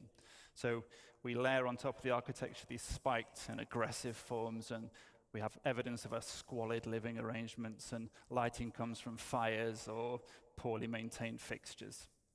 Some spaces are going to be recognizable as deformed versions of the Independent theme, but some have been completely changed to more nefarious purposes. And while both themes employ all of the various alternative pathing and traversal considerations that Khan detailed just earlier, the Outlaw spaces are weighted more towards combat. But just because these spaces are more dangerous and the experience can be more combative, that doesn't mean that the archetype of the outpost is lost. So if you as a player choose to be a criminal working up your rep with a headhunter gang, you'd be welcome at the trading posts, and you'd be able to buy and sell items or take on missions. But you probably won't then be very welcome at the Independent-themed locations, and that's where you'd get your combat experiences. So while the Outlaw theme looks very different, the functionality of those archetypes still remain. So I've talked about the kinds of outposts we've been hard at work on, and I hope you've enjoyed checking them out over the last 2 days in the Pyro demo. It's really made me very pleased to see people playing our content at last, so thank you for that. But where are we heading from here? Well, I hope it should be obvious that we're going to get these out for the first Pyro release. We still have some final optimization and polish passes to do across the whole library. And then we're also going to be expanding the amount of these locations throughout Pyro and beyond. And our tools allow us to do that very quickly now. And we've got the library as well to do it. And the new outposts are not limited to the Pyro system. They're completely system agnostic, so you can expect to see these outposts in other systems as well. And of course, we're going to look to add more ingredients, more of those modules to the library as well, to further expand the variety and depth you'll be able to see at these new locations. We want to encourage more on-foot gameplay within a small ecosystem of a planet to give that more localized and personal feeling experience. Our goal with these locations, as with many of the others we're going to hear about today, is to continue to work on the gameplay so that every location offers a rich playground to explore. And I guess I'd like to finish just by thanking everyone for listening today. It's really great to see you all. And I'm going to pass you over to Nick, who's going to talk about some locations that are coming in the nearer future. Thank you. You ran over a bit. Bonjour tout le monde. Yoo! We are French Canadian on the here. Cool. All right, guys. My name is Nicolas Pinchot. I'm from Montreal. I'm assistant art director, and I'm here today to show you the next new derelict settlement we did. But just before that, I just want to say thank you to everyone who worked on that mandate. You guys made an awesome work. I'm super happy and proud to be here today to show you that, all of you guys and to the world. So let's go to the chase and let me present you the new derelict settlement.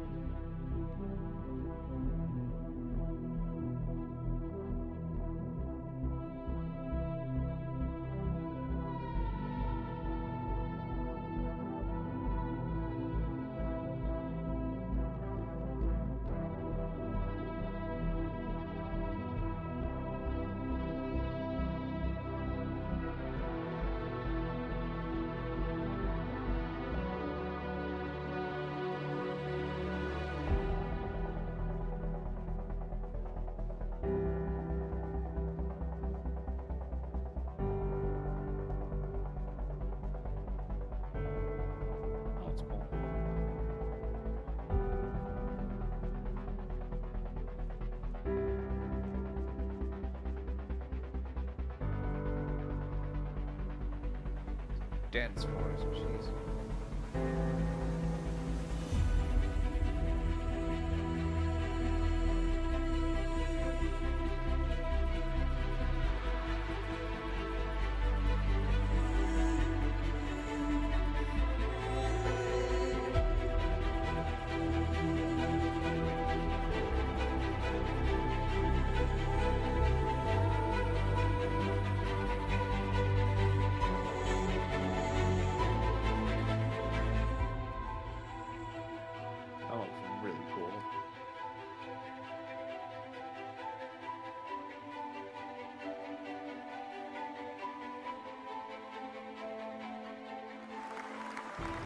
Headhunters.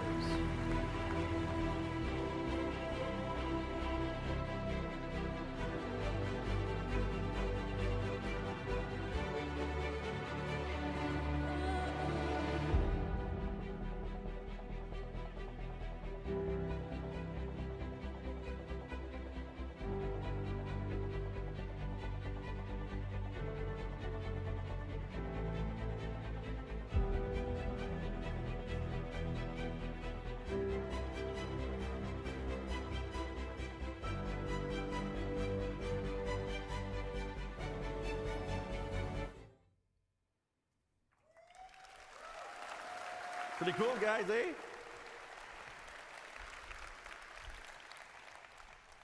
Oh, by the way, we made more than 4. It's not just 4. We made more than that. So we split those settlements in 2 categories, social and hostile. In the social one, we will have drop-off mission, shops, food, loots, and drinks.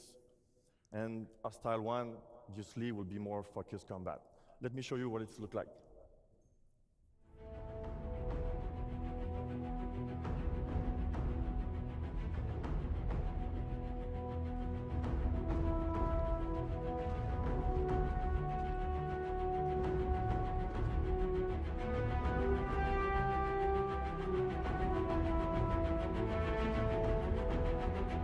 Were those NPCs?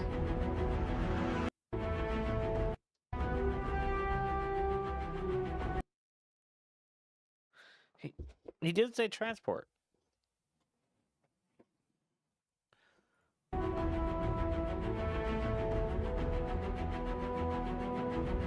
transport missions coming soon?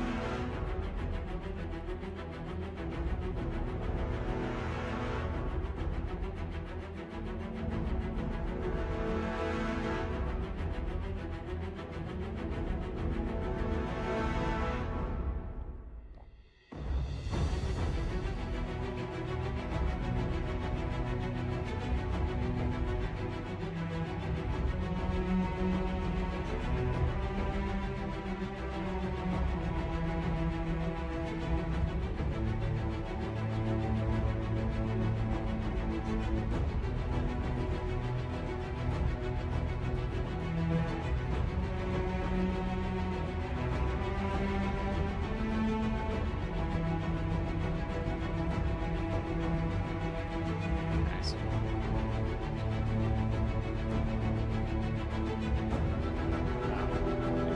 How about that last button?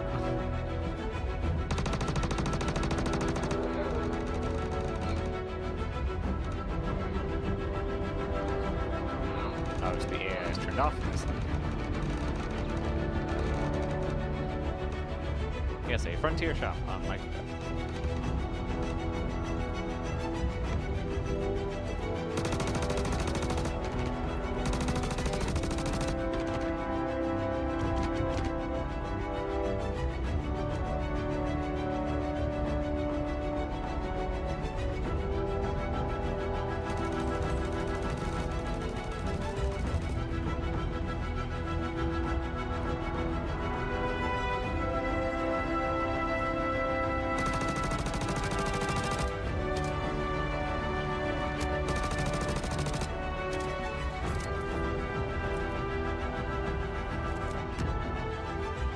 Oh, nice.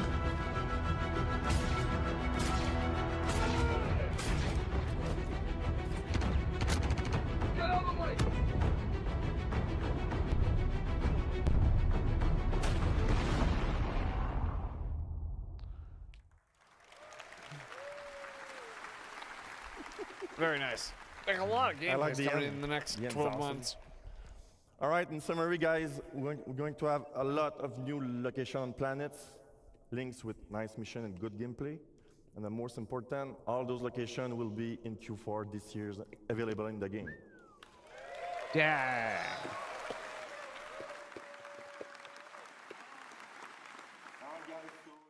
So thank you very Okay, I would like to just make sure I didn't miss something like.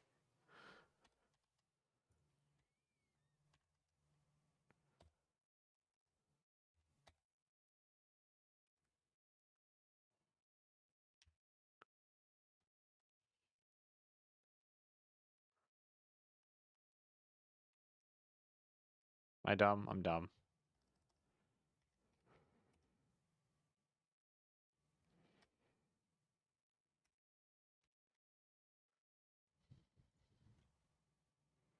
What was I missing?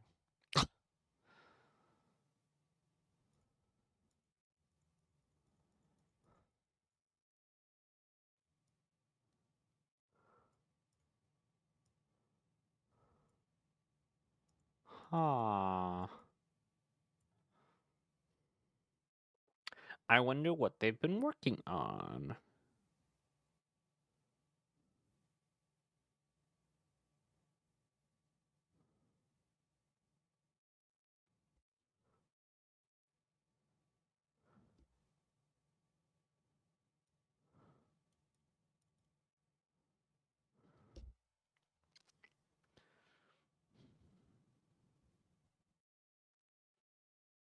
Hmm.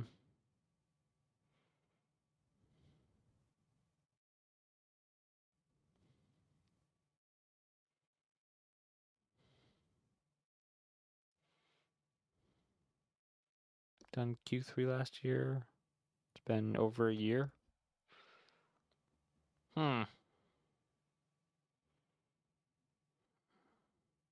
Is tomorrow Argo Day? It's tomorrow Anvil Day. I don't know. We'll get to that after we finish up everything. So the transport work seems to exist.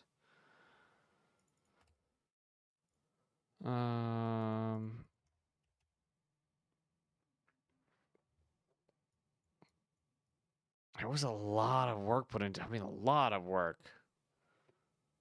Over a year of work put into it.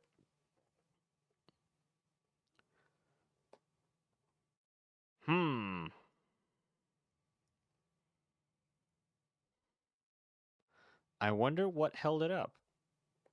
Is it just that servers are too bad they can't consistently get an AI to work? Or is there some other thing that's holding it up? I don't think it's a 4.0 thing. We'll have to definitely keep our eye on Q4.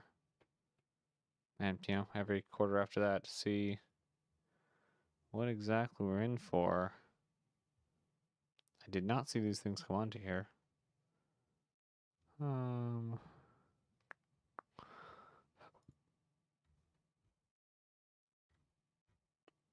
Yeah, nothing in here is anything about transport.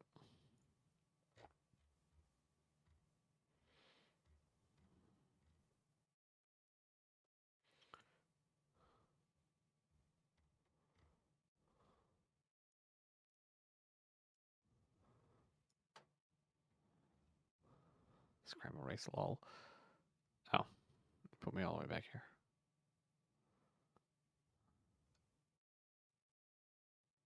There we go.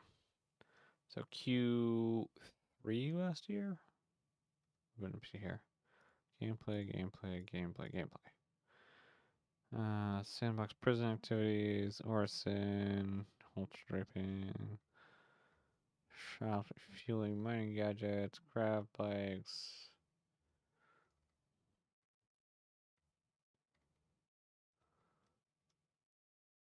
PC healing.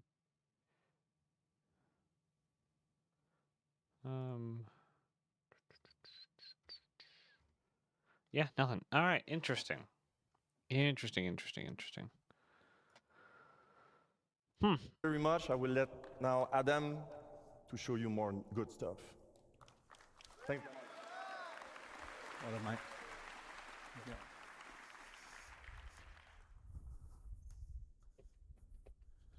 Hi, everyone. Hi, Mike. So, Adam. welcome to Rust Up Stations. I'm Adam Sanders, lead environment artist for EUL1. We're excited today to show you our efforts for the Pyro Rest Stop Stations. So, what are Pyro Rest Stop Stations? Well, these are stations reinvented. These have new themes, archetypes, and gameplay to support new and interesting experiences.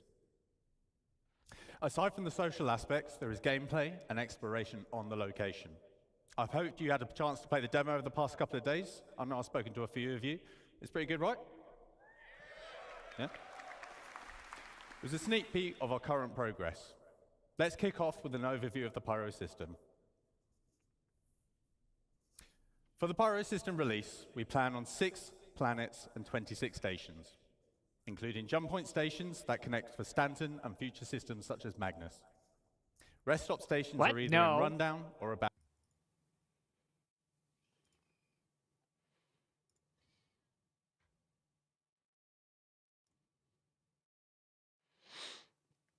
Sorry, somebody said something wrong on the internet.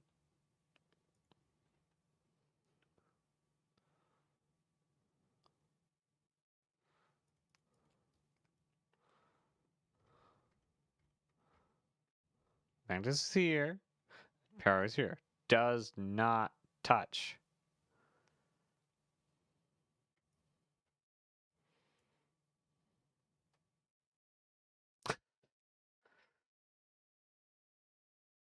But I did not know that it went to Cano. Cano, Davian, Soul.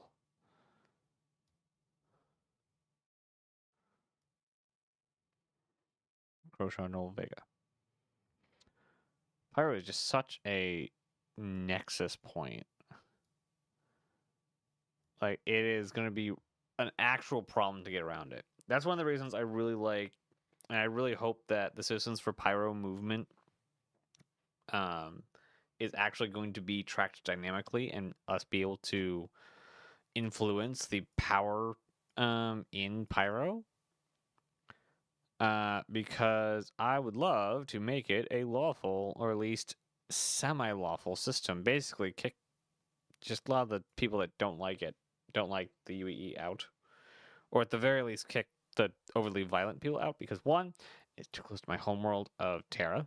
It is literally a.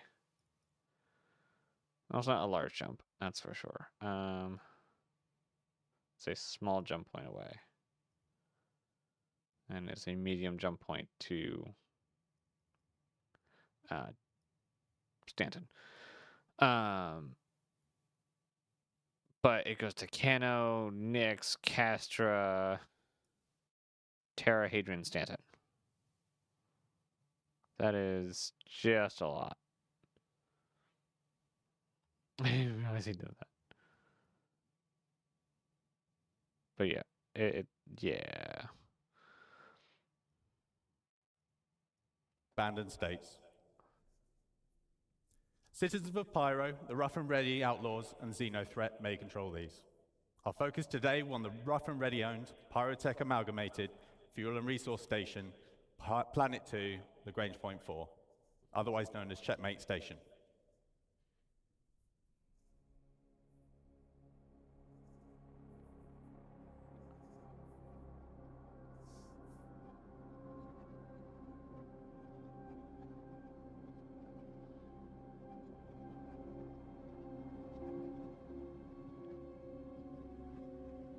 Unless they've changed some connections. Yeah, that's true.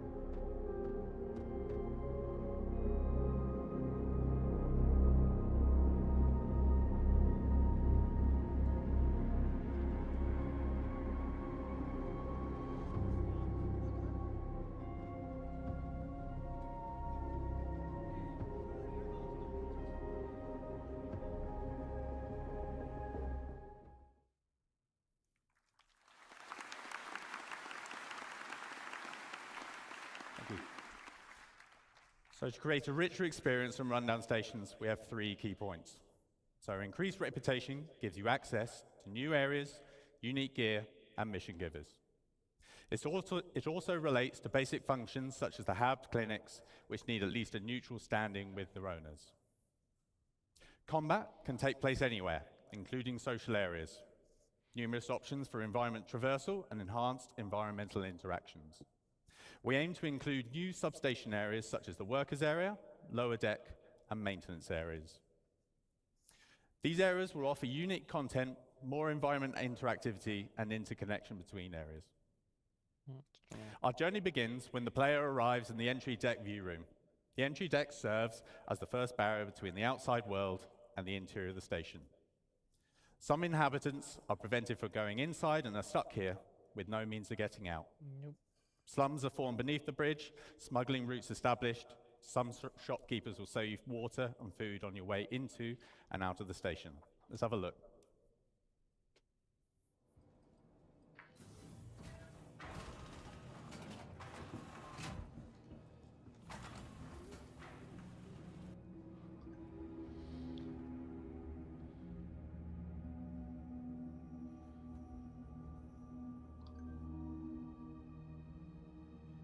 Not sure what to think of.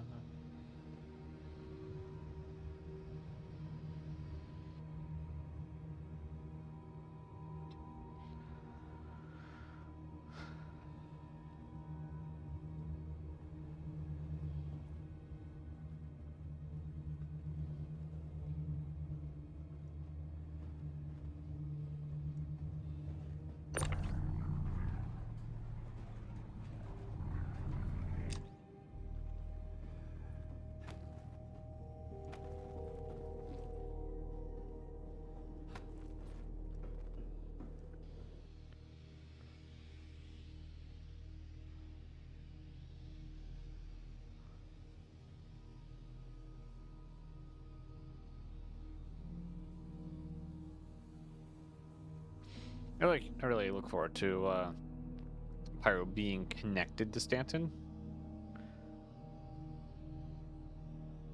And it, Pyro being done for 4.0.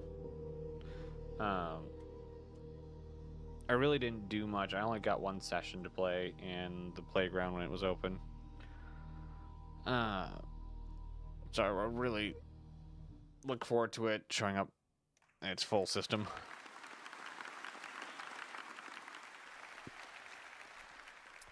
So Khan touched on reputation earlier. Let's see how that is applied to the stations. So how does the reputation gate in the entry deck affect gameplay? What happens if we have good reputation? So if you had good reputation, you could go straight through. This is no fuss, and it's the quickest way to maneuver through the station. However, you've got to put the time and the effort in to get to this point. What happens if you neutral reputation? So you might be waved through, maybe you have to pay a bribe, and you don't want to pay, so you're going to have to find an alternate pathing. Or you're going to have to build up your reputation.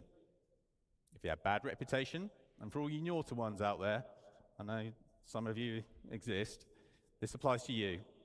In short, you're going to have a tough time, but you have options. So stealth via other pathways might be one of those options. You build your reputation up from scratch, or you could probably fight. Let's focus on those alternate pathways. The modules in the station are broken up into several traversal areas. As with the other location archetypes, we define these spaces as secondary or tertiary routes, as opposed to the more official primary paths. Most modules are interconnected with vents and maintenance shafts. These reward the players with infiltration and exploration paths, as well as potential loot. So what alternative routes exist to access the station? We'll offer the opportunity to access the station through multiple EVA points on the exterior. It gives you the choice on how to tackle missions and reputation issues. These alternative entries allow the player to circumvent the ATC loop completely. Useful for when your reputation with the owners would normally prevent you from going through more official ways. These serve as spaces that provide content aligned or against the owners of the station. The maintenance hatch access points are a new common sublocation to the stations. The stations are planned to house maintenance areas that increase the interconnection between all the different sub-areas of the station. They act as alternative pathways the player can take to traverse from the entrance area to the Galleria, for example. Now let's have a look at our main social space. The market. A central location for the controlling faction, it houses all their nefarious activities. You can participate in their endeavors if you have the right rep. Let's have a look at some of those key features.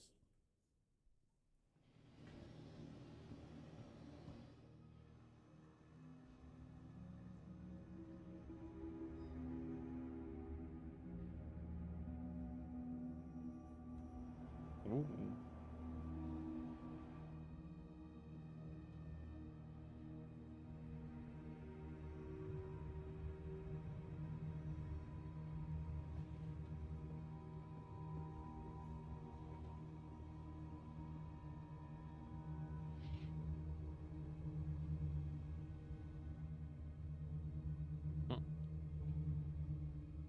Vent slugs.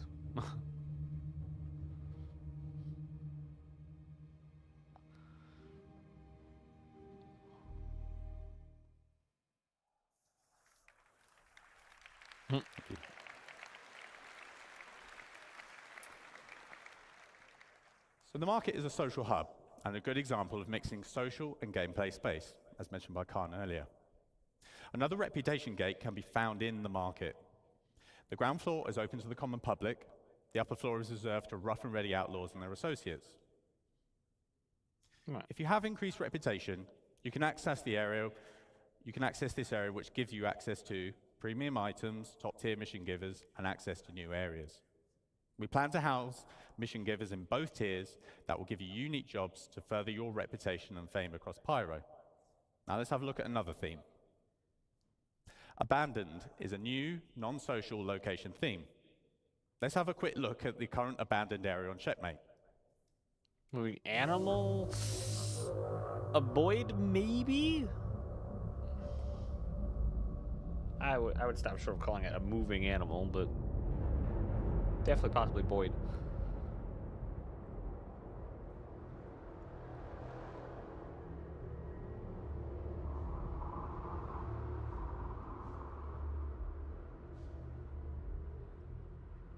This area is going to be great for pings.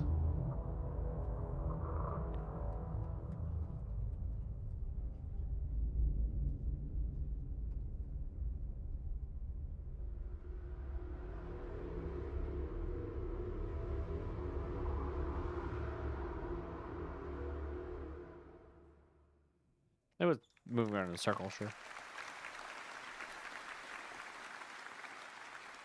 Thank you. So we have entire abandoned stations as separate locations. On top of that, there are abandoned areas within the rundown stations, much like the ones you probably see in the demo. There will be around 15 of these around the Pyro system. These are accessible through airlocks and breaches or other means. We aim to enhance all the space locations with a lot more gameplay content. Loot runs, exploration, creatures, missions of various types with PvE and PvP content, just to name a few. Creatures? We're also laying a focus on environment interactivity with potential retrofitting of occupied stations. With the future addition of security systems and the resource network system, we will have the means to further improve the experience within these spaces and offer new challenges. With power, life support, and gravity playing a key role to give the player a unique experience, especially in abandoned stations. So, what do Pyro rest stop stations bring to the game?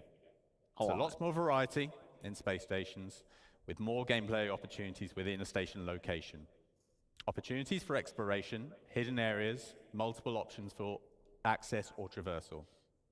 These are faction-owned, and reputation will affect the location and gameplay. These feature lots of new mission opportunities within social space and multiplayer opportunities for combat on location. So I hope you have enjoyed this sample of what stations will offer and had a chance to have a go on the demo the past couple of days. That concludes the Living on Edge presentation. Thank you for your time. All right, 2 down, 1 to go. And we're 2:25 in. What was that? I don't know. It didn't seem to do anything. All right, and then finally we have Destination Adventure. This is the final panel of CitizenCon. It's getting warm.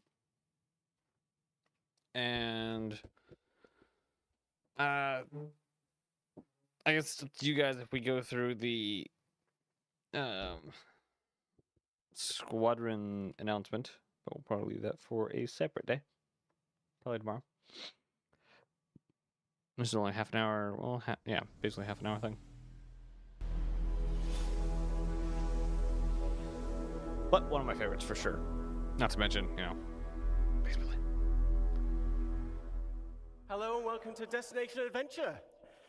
My name is John Griffiths. I'm the lead environment artist for EU Sandbox 2, and I'm the product owner for the distribution centers. Before we delve into, I'll put my slide on for a start. Before we delve into it, everything that you're going to see is currently in grey box, so just keep that in mind. So, these distribution centers, what are they? Well, first off, they're the biggest location we have on the ground outside of landing zones. The reason why they're so big is intentional. We wanted them to accommodate as much world and mission-based gameplay as possible.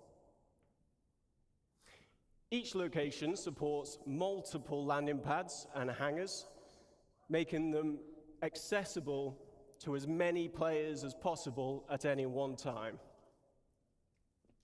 There's even a road network to support transit from the planet's surface, into the main building and to any berth ships. So every distribution center will be owned by a faction. You know, depending on the faction and where the distribution center is located on the planet will determine its specialism. Now, each specialism will lend itself to different missions and gameplay opportunities.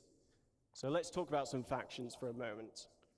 So an example of a major faction would be the UEE. Now, at their distribution centers, they're likely to be more specialized towards military supply, research and development, or communications, depending on which branch of the UE it is. They will have a much stronger military presence in the area. And missions here may be more hostile with combat-orientated, team-based raid opportunities.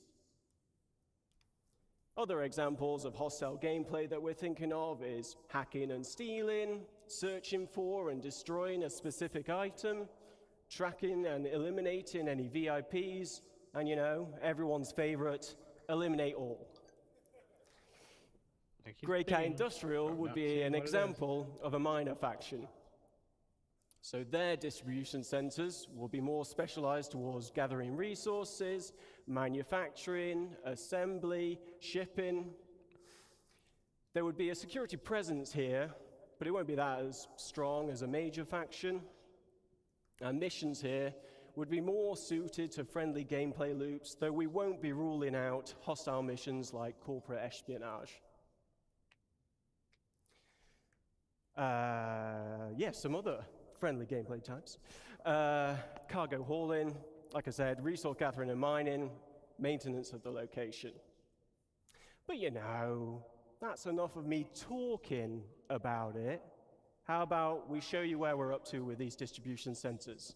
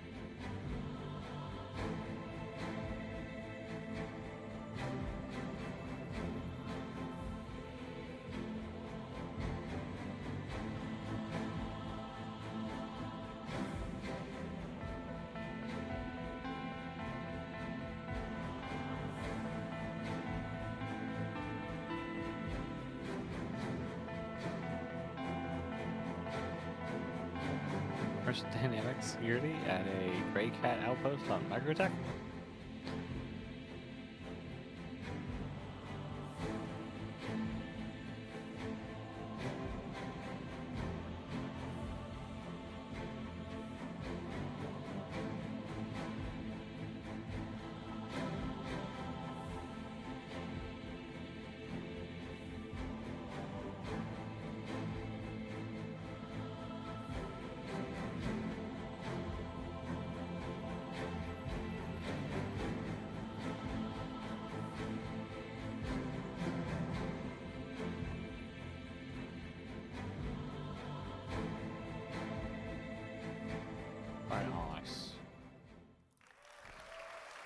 Thank you.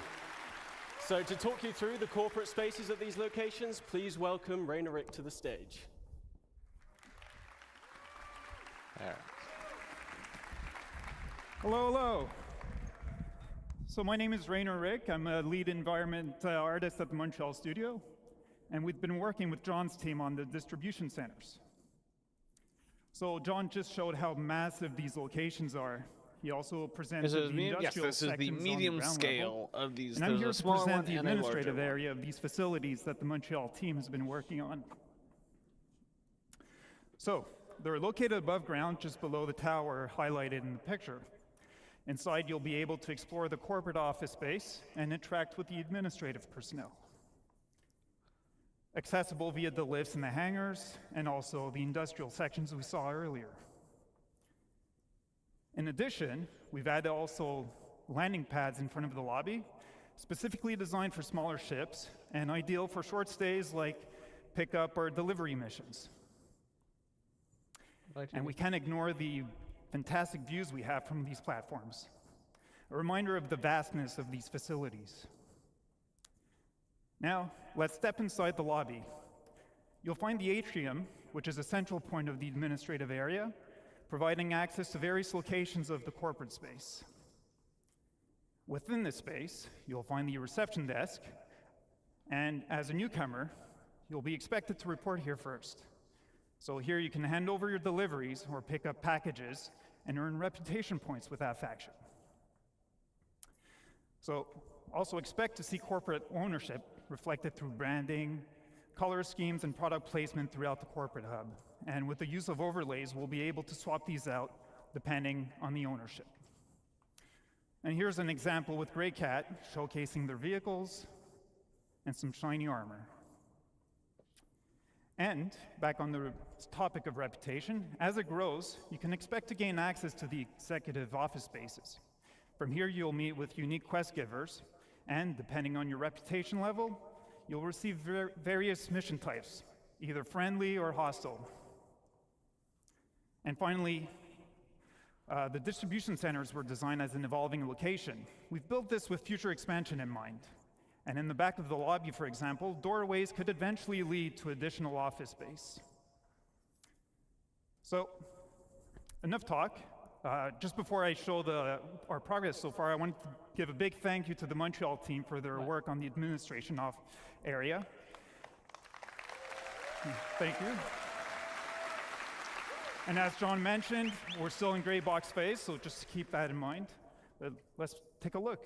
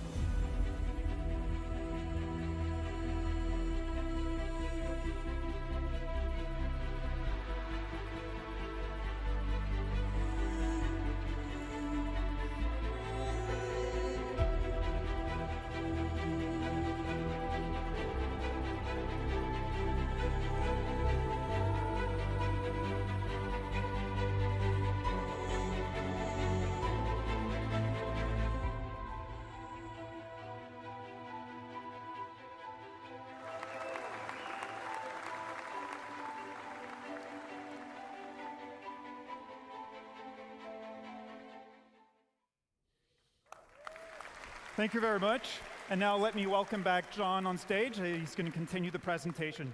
Thanks a lot, guys.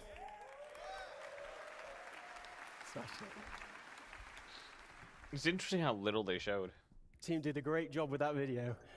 Okay, so something we've been working on that's unique to this location is raids. Click on. So raids are team-based missions with a focus on high-risk, high-reward operations. As Carl mentioned previously, you'll be able to choose how you gain entry to these locations. Coming prepared and geared up will make the difference between success and failure. Ultimately, you'll need to work together in order to succeed. So these raids will have you breaching the interior of the main structure, highlighted here. Now, each interior will comprise of rooms that reflect the location's specialism. For example, a shipping-focused distribution center will have rooms dedicated to the storage of cargo. Looking to the future, we're planning on having distribution centers with subterranean levels that will be accessed from this interior space. These will expand upon and increase the difficulty of these raids. Now let's take a look at one of these raid missions in action, but please note that this is early gameplay prototype of a raid.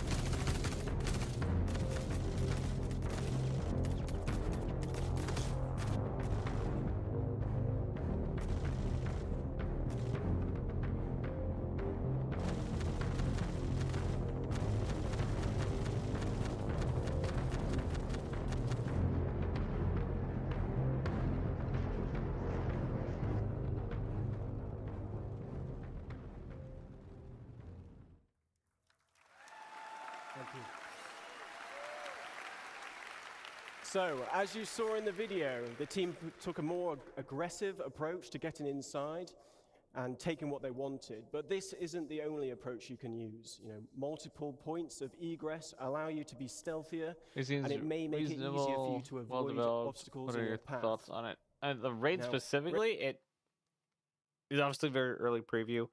What do you want? What are my thoughts on it? I don't really know. Like it's a thing. Um,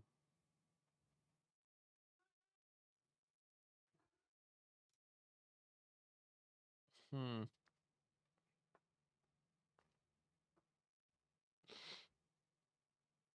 I definitely want to see how they incorporate the stealth option.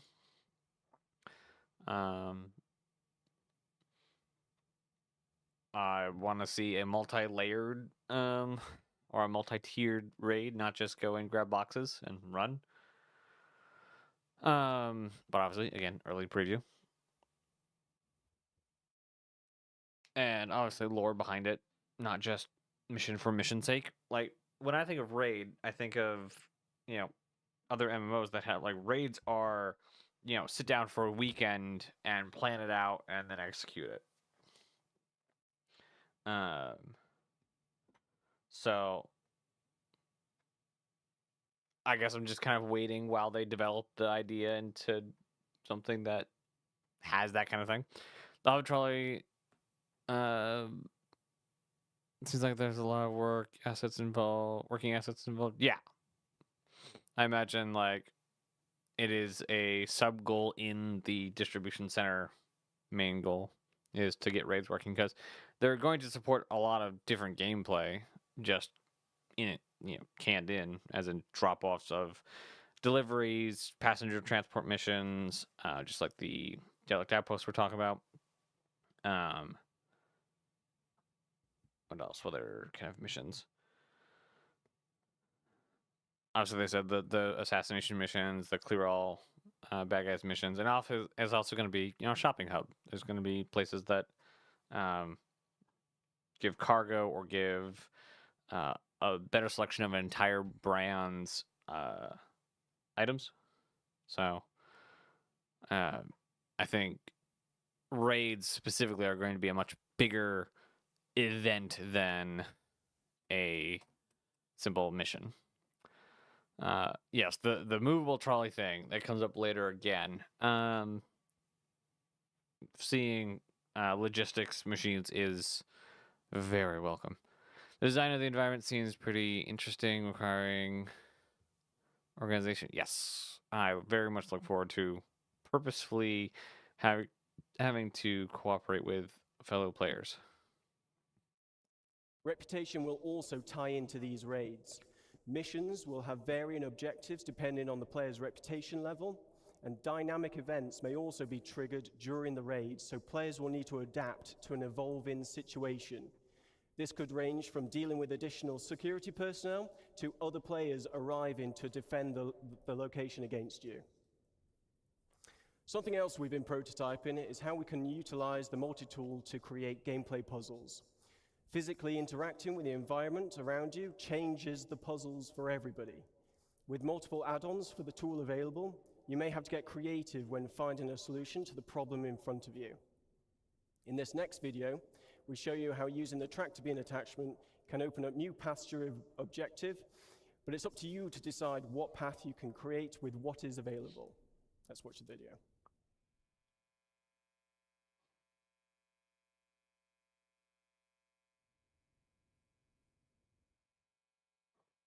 Very quiet video. I really like this bit. This bit was really cool. I just don't like how many dots you see on screen at the same time.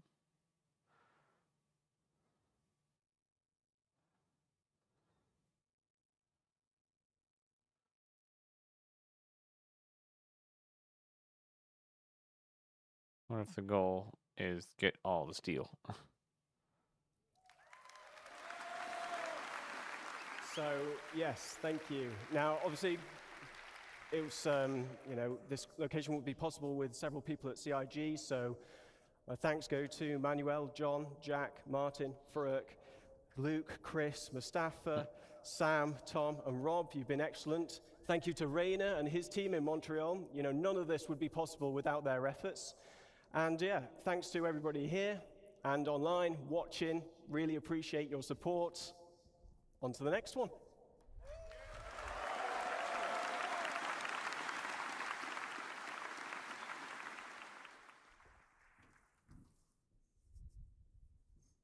Hello. This is a good segue from the distribution centers, as I'll be talking to you about different aspects of cargo and freight on behalf of Art and Design.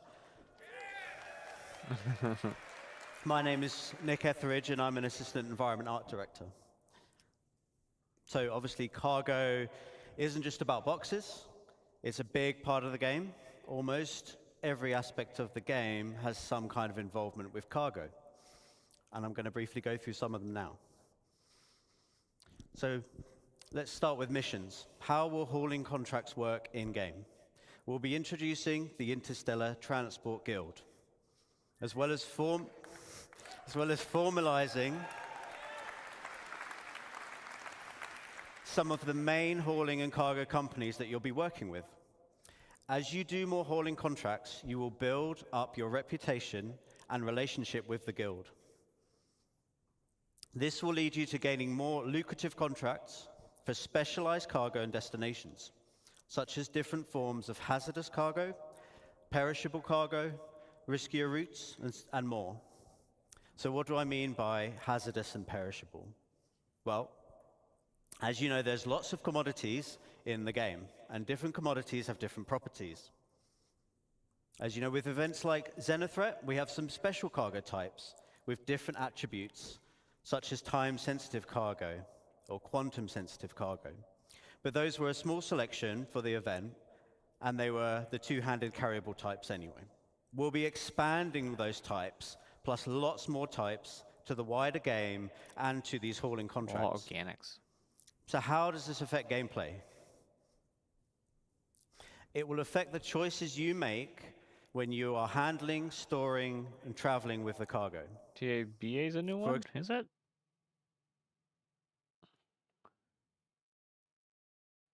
Huh. I think Ling. I've not seen Ling or TABA. I've seen the other three. Well, let's take a quick detour.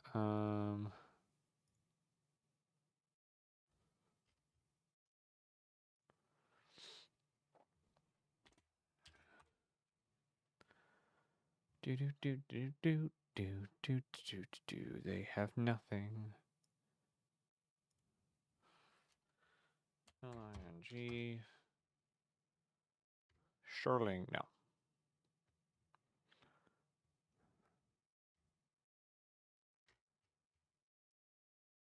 I think it's Crusader. Oh, okay.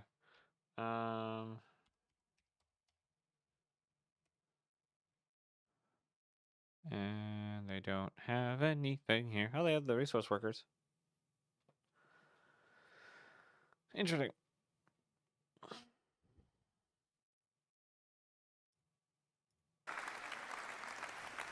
Some of the main hauling and cargo companies riskier landing and traveling. So how does this affect gameplay? It will affect the choices you make when you are handling, storing, and traveling with the cargo. For example, with size and weight. Is it carryable? Do you need a tractor beam? What type of tractor beam do you need? Is it a handheld one or a ship tractor beam?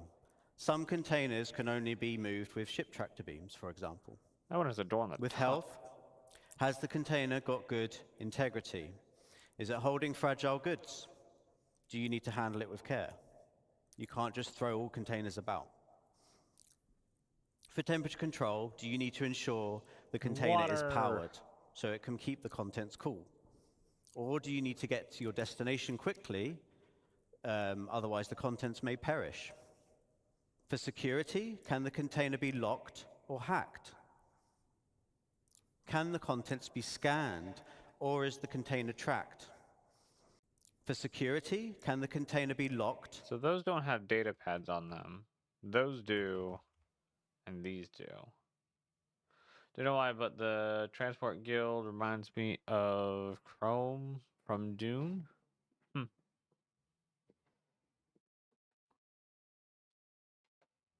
That's probably not how you say that, but oh well.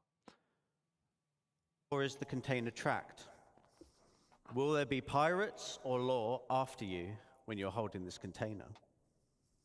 Hazard containment? I look Is forward it to seeing these new radioactive? containers You might need again. the right protection against it, as you may have seen in Jens's presentation earlier. Can it explode? You might not want to put these containers on a more exposed section of your ship. And many of these attributes are going to be visually distinctive. So conversely, if you want to steal, for example, some cargo on a hull C, which does have very exposed cargo containers, you might want to avoid shooting blindly and accidentally blowing up your potential profits. So look out for those types of containers. Back to mission progression. We'll be introducing perks and rewards. I can't wait. I want these little containers. I want them so much. Filling contracts and raising reputation with these companies. For rewards, we'll have branded ship and tool skins, branded clothing. There will be collectibles to decorate your hab, hangar, or ship, or you can put them anywhere you want. And there'll be more exclusive rewards that we'll be revealing later. Thank you. For perks, you'll get access to more items in shops and discounts on specific items. And all of these rewards and perks you need to earn in the game. You cannot just buy them. Woot.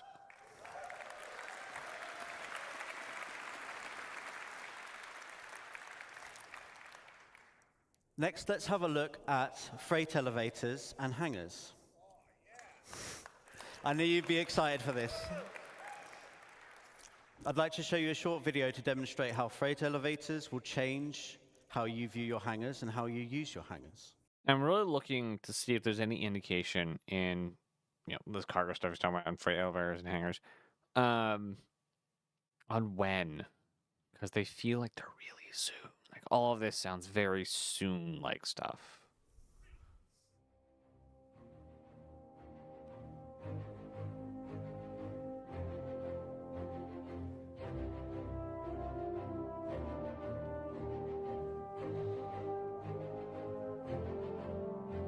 See, and this is even the current boxes. This isn't even the new boxes that are showing off.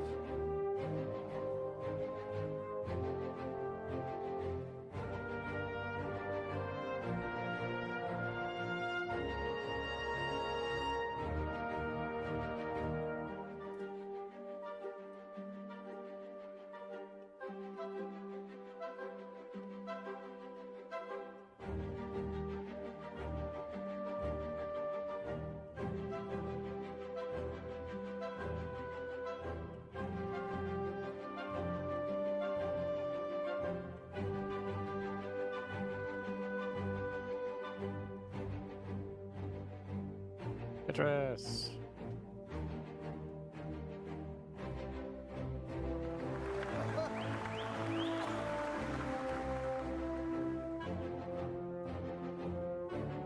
Oh, you can run with it too. Nice. You don't have to just go for yourself. No.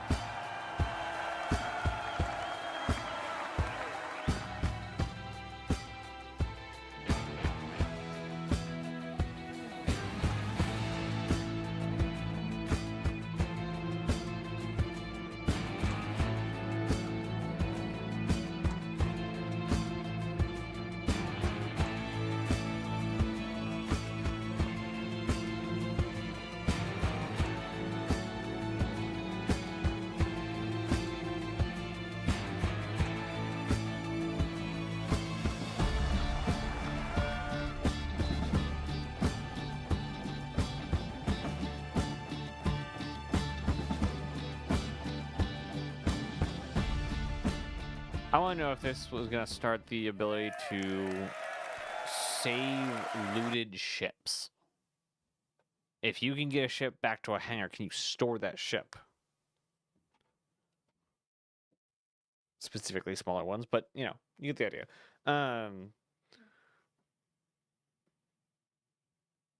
For instance, I would really like a Drake Yellowcat, Dragonfly Yellowcat. And can you exploit it by asking somebody to pull out a Yellowcat for you and then taking it and then just storing it in your hangar? So it can very exploitable, just like everyone handing everyone storable ships. So no one has to ever buy storable ships. Don't know. Thank you. Thank you. So, as you can see, hangars, they will become persistent and personal, meaning you can stay there as long as you want. Whatever you leave there will persist and will be yours to use as you see fit. Your hangar won't just be a place that you leave from in your ship. It will become a key base of operations to handle your inventory and storage needs, and you'll be able to request your ships from an ASOP terminal from within the hangar itself.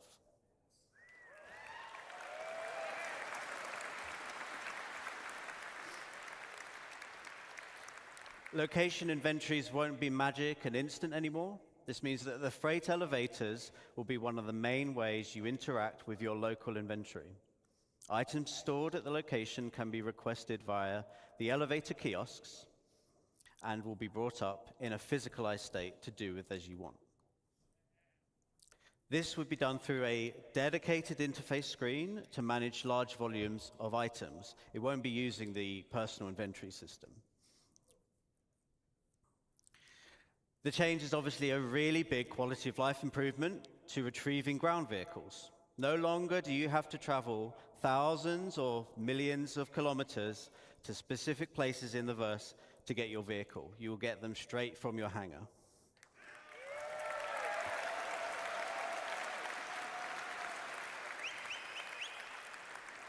You'll also be able to bring up ship components, so your hangar is now more of a maintenance bay and outfitters where you can do repairs and swap around items and things like that. So in short, persistent player hangars in combination with freight elevators will dramatically change what you can do in your hangar. It will be a home to do as you want, which has always been the dream. That concludes my presentation. Thank you very much for listening.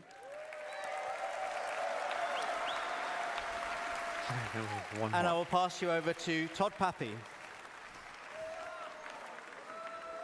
Sitcon. Come on, I can't hear you.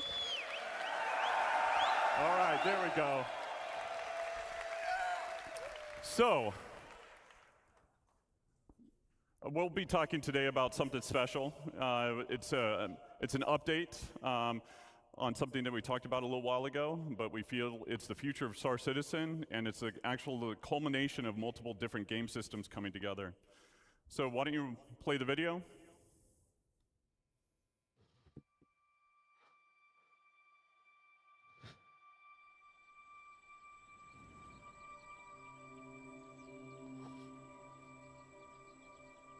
No mention of automated stacking for cargo, which was a bit surprising. Oh, yeah. There's a lot they didn't say in these last two presentations.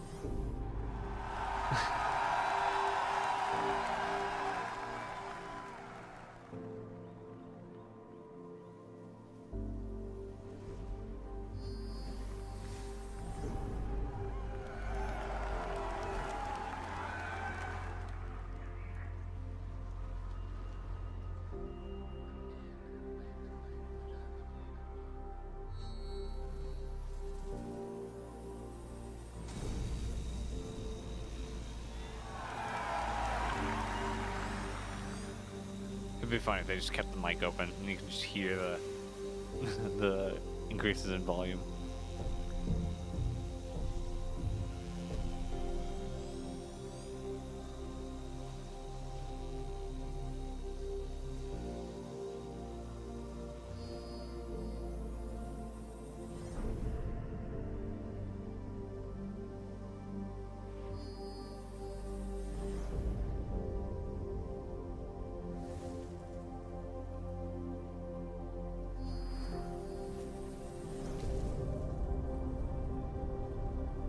Warning, high boating engaged.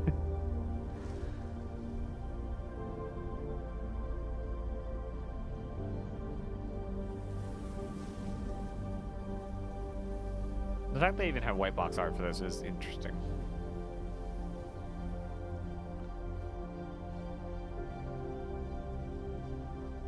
Like, artists spent time on these.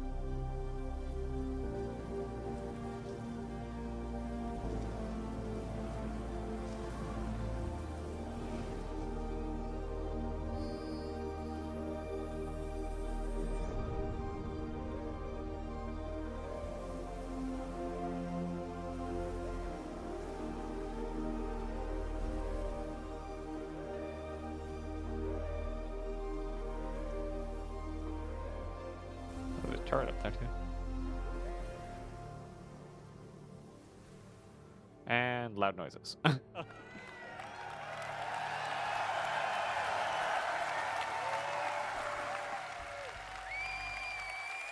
All right. I So like base the stuff building. in the All right, it breaks down into that. two really large gameplay sections. I like planning these ahead ones a little bit and more. These prepping, are the concept and then designs, you've got though. the on-site where you're actually going to build. No. Look at that one. That one looks really cool. It's like a glass living room. Okay, so there's a room in the middle of that. Just it was unlit in the demo.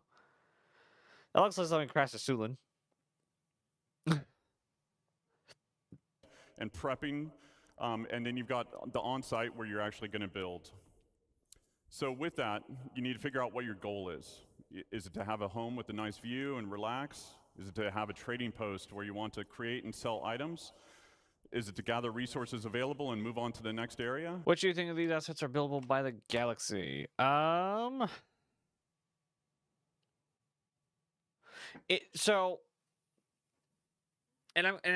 currently working on a video about base building, and how I think I would design it, and kind of inferring what they may be thinking with different sizes and scales, and how different types of building.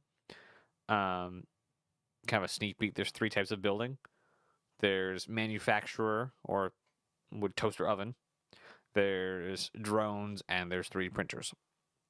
So manufacturer is the basically a box, a little toaster oven, depending on what scale you're at. And the toaster oven will print out a specific thing. So like a traditional 3D printer. So whether that be like a multi-tool, handgun, a couch, that's the kind of the stuff you build in a manufacturer.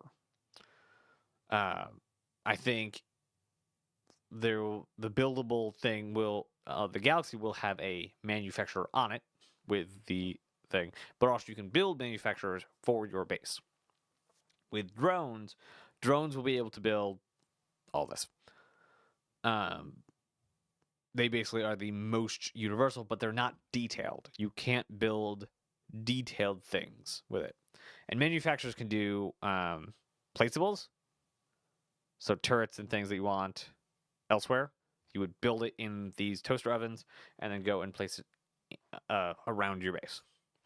Drones can build large structure bits, but are not detailed enough to do placeables or any detail-oriented things, so it can't do items and furnitures and things. And then 3D printers are the weird one, because I think they're a thing, but I'm not really sure what they have advantage on, other than being stable enough to print everything on, like, in place. So you could do stuff like furniture and like have an area that's just printing off furniture, and you're moving the furniture off while it keeps printing more furniture. But it can also build these things, but it does have a limit on, you know, height and things. So this is probably drone.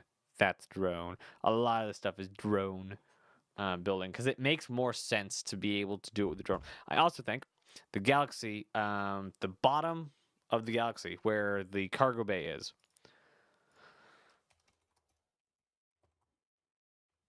you said Galaxy, so this is, yeah, you've done it now.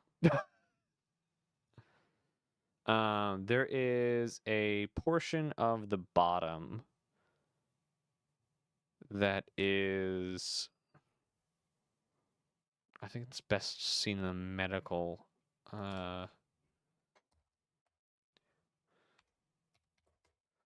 version. I think that's actually freight elevator, not just a dip in the floor.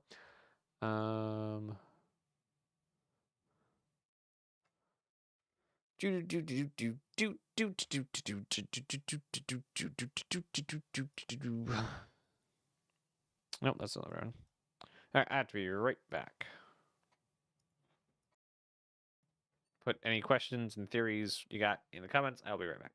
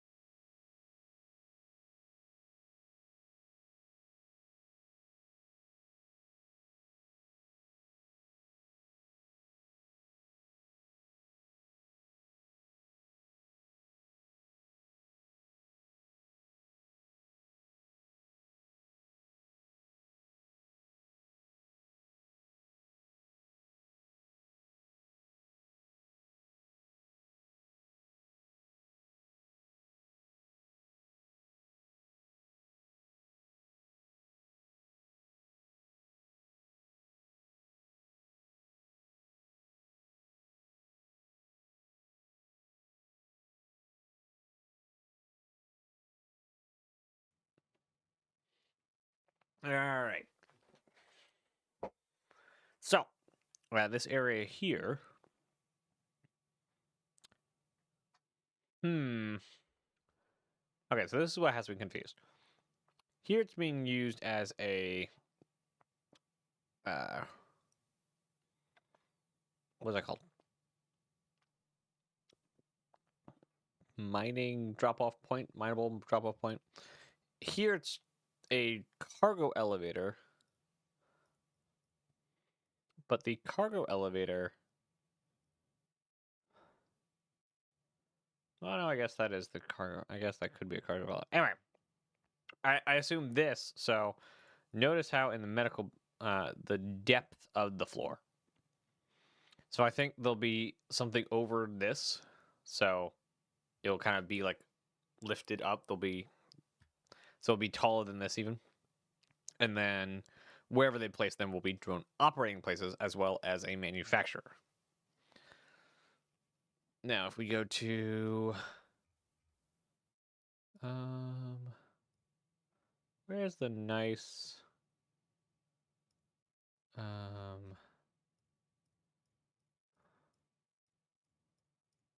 cutaways?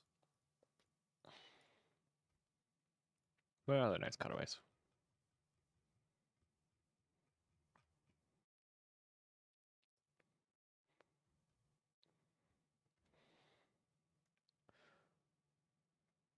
Sure. Just let me see it. Thanks. There. Bloop. There. Okay, so that doesn't say anything about the cargo elevator. Okay, so yes, it does have two areas. Okay, so now does this say anything about... okay, let's see. What's under the bridge? Well, shielded, non-modular section. Will there be any medical equipment in the no. First floor at the very front of the Galaxy R. Oh, that's a good point. Like, what is the... Is the cargo bay on the bottom? Wait, where is... There's only 2 pages here. Where's the other one?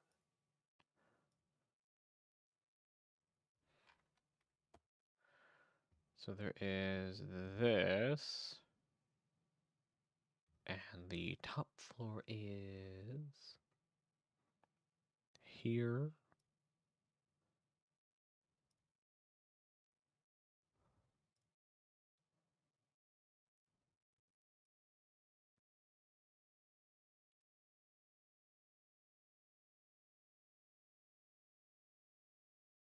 Okay, so yeah. Okay, so this is the... That's the bottom floor. All right, so there's no need to go through anything. Anyway, so there's a medical elevator. Okay, going back to the QA. It's this one. I know there was a question about can the cargo module be used as an improvised hangar, and can you only use tractor beam pull to the Temple Nova or Atlas platform vehicles into the cargo module? If you can fit the vehicle through the door to the hangar or lift it up the lift, then this is perfectly possible, but not intended. You say that, but you literally have a vehicle on the cargo elevator. Like, what? Mixed signals, guys. Mixed signals.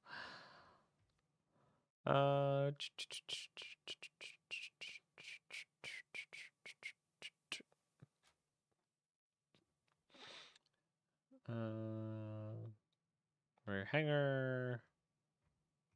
I know there was something about no module.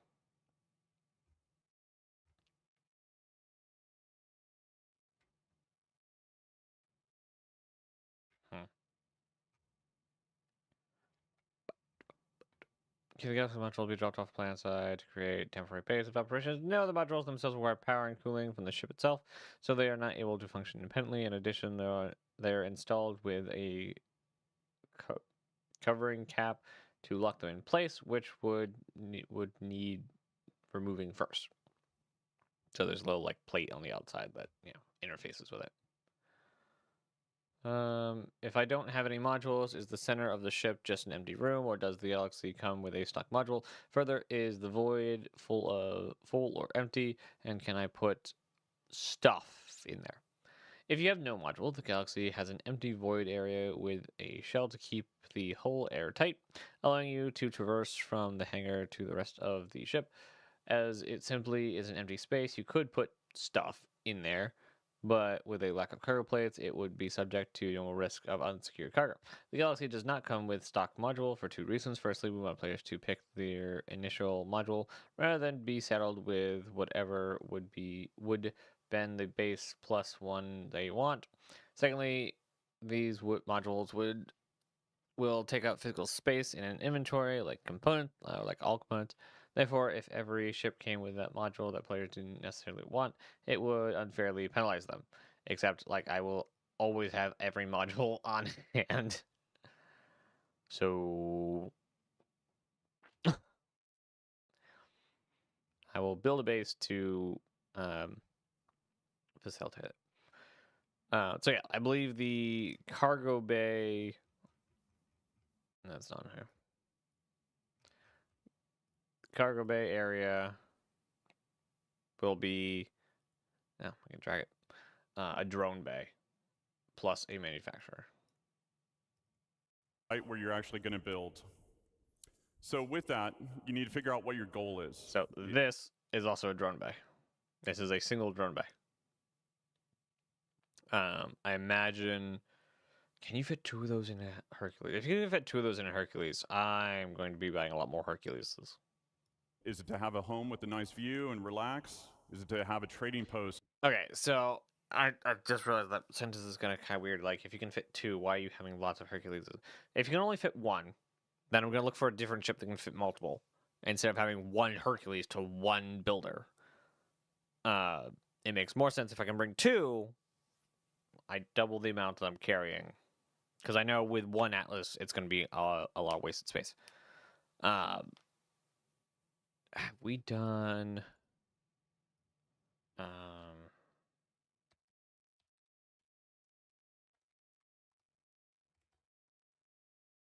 images, I almost see an Atlas on it.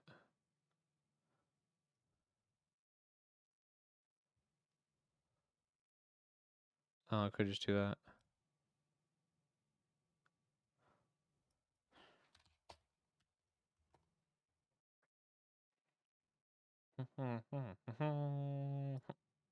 Nope. That. Ships. Blob.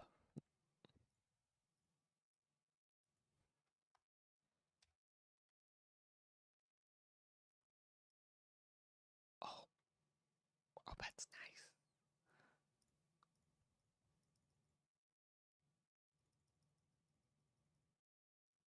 No idea how many that is. Select all, make sure they are HD. All right. So we're going to put that there, and actually we're going to go up a bit there, and there. You're going to be that. You're going to be that. You're going to be that. Nope, you're going to be that. All right. There we go. We're at least going to have two. Oh.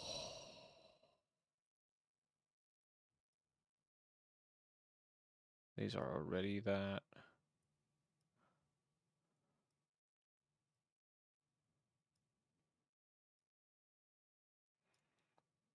I mean, you can't really see the deck there, so that's kind of ridiculous.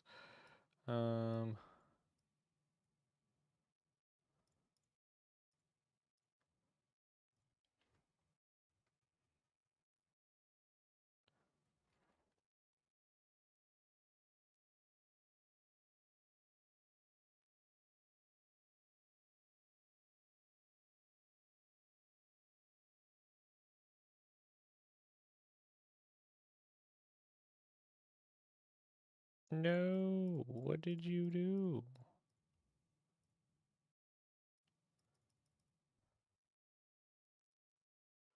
Oh.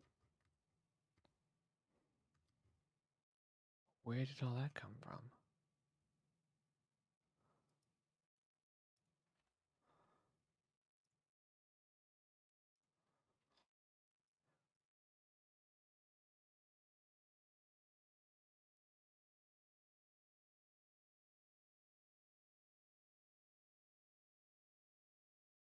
That was weird.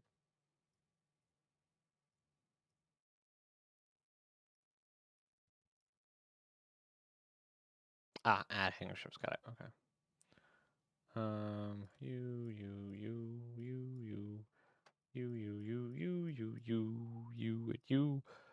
Begone. Nope. Dang it. I didn't want that.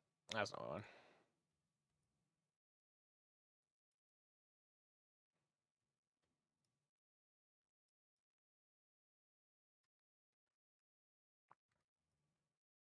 Okay, so, and this is on top, so like, so I'm also accounting for the trailers.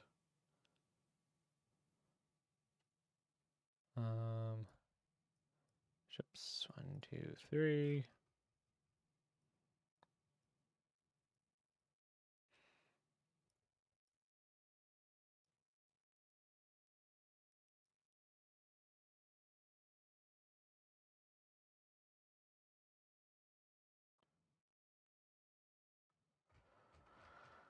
An army of builders.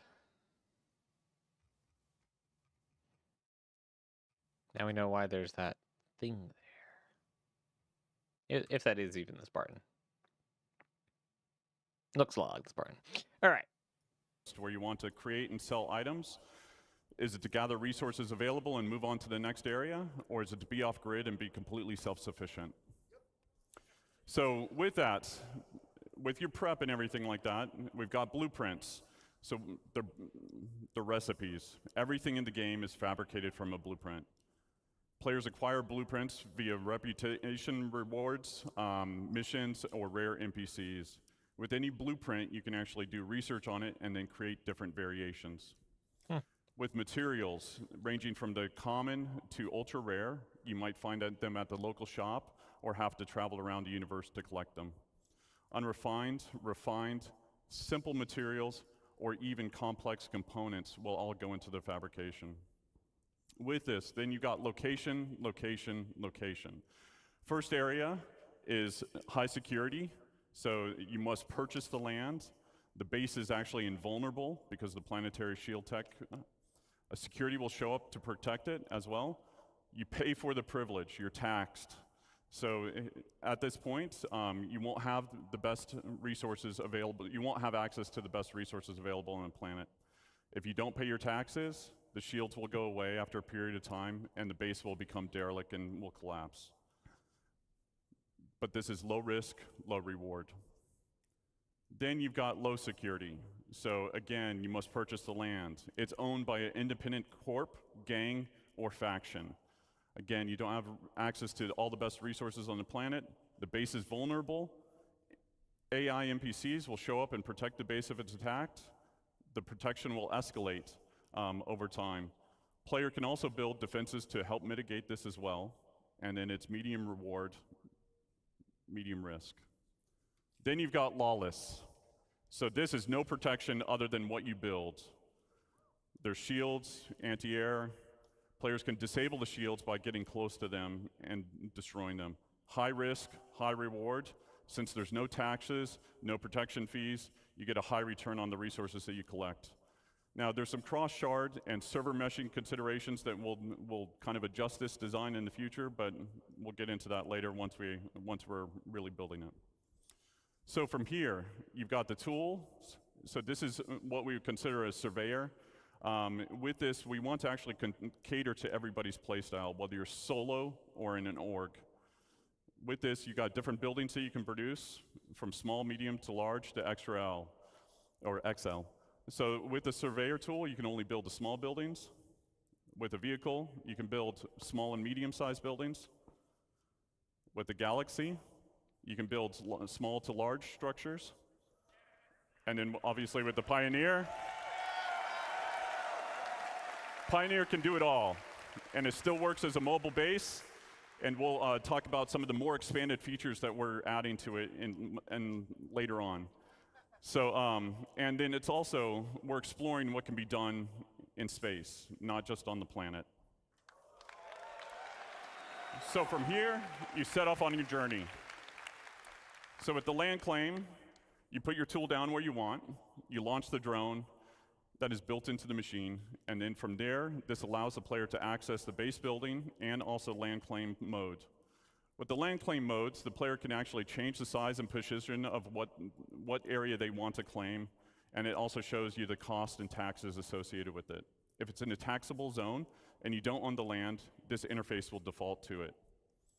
So if you own land or it's in a lawless area, it'll automatically go to base building mode. So with the overhead view of the land, you can actually place down buildings exactly where you want. You can see the resources beneath the surface, and then you can also place multiple buildings before you actually build. So you can see how it will all kind of come together.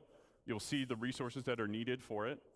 And then you can also switch back and forth between different modes, which are showing off the resource network and how you link basically power generators to consumers. And then the player can move or deconstruct existing buildings right now with no charge. Fabrication. So when you basically build these buildings, they don't come with any furnishings. And if you didn't bring any with you, then you want to build a fabricator. So depending on what you want to build, there's different sizes of them that support buildings from decorations, armor, weapons, components, and even ships.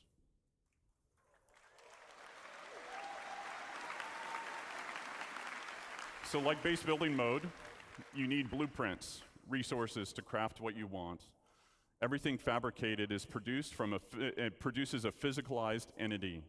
Stats and quality will depend on the quality of the materials actually used. Once you've done that and you've built your decorations, now you can actually fill the room the way that you want to fill it. So furnishings can be purchased at different locations, or they can actually be fabricated. You can do that via first person or in a dedicated mode in the Surveyor's tool. With that, you've got different types of buildings. So you've got utility style, which would be garages, freight elevators, landing pads, storefronts. And then you've got extractors. So with extractors, we want to make sure that nothing in regards to resource gathering is fully automated. A level of player engagement is always needed. So as Nick talked about before, there are different types of commodities, radioactive, perishable, et cetera. What you'll be doing is pulling out full containers. Then from there, it'll be repairing, or there's wear and tear associated with it, or even misfires like you saw in Thorsten's talk and Guillermo's talk yesterday. There's also upgrade paths for making them more efficient or resilient. Power generators. So with different types of power generators, there'll be some that are more cost-effective as well as effective in different areas. Solar panels will not always work in darkness. Fuel generators will need to be filled up every now and then batteries to store excess power. Then you've got producers. So things that will require the players to combine different resources to produce new items. And then you've got defense. So anti-air, anti-personnel, and then shield generators. And then the big one. We start development Q1. So that's me. Thank you all. Thank you for coming. It's I wonderful wonder how to see long you. it's going to take for them to actually talk about it again, though. Like, they're not going to have something in Q1 to show. And they might show this is actually where we are with all the stuff we showed. So, you know, where the buildings are, where the UI is, wherever anything is, if they've done anything. But there's not going to be any movement on it till Q3, Q4, Q1 the next year. So, it's going to be interesting. Very, very interesting.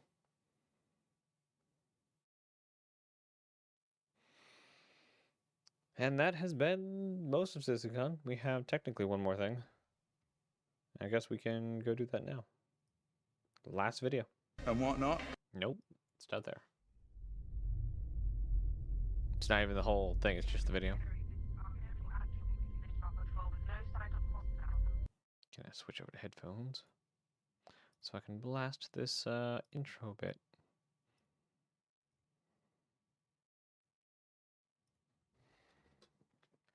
And have it mostly not come into it. Now they won't talk about it till next SysCon.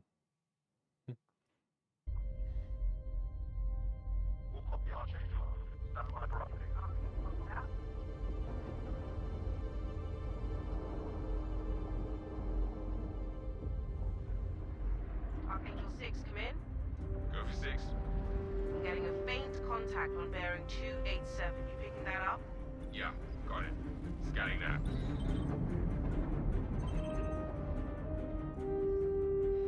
We're clear. Commercial vessel out of Vega 3.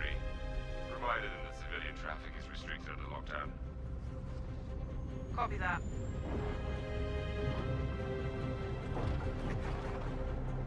I can't wait to fly the new Hornet. Archangel, this is Krugeri. Come back, Krugeri. Redirect to sector 7 Bravo Echo for immediate tasking. Copy that. On our way.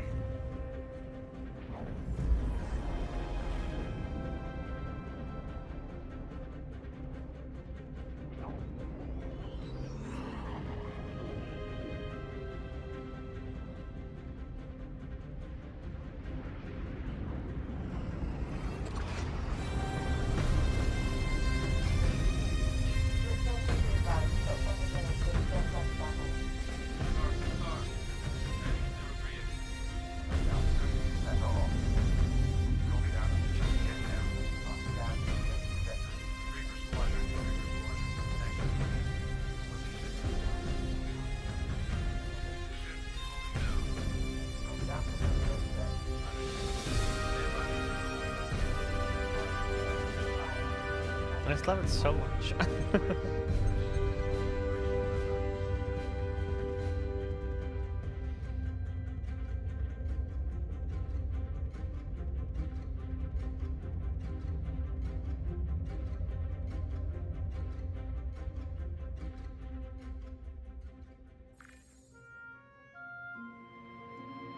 I know I just wrote you, but a couple of hours ago, proximity sensors on the other side of the jump got twigged.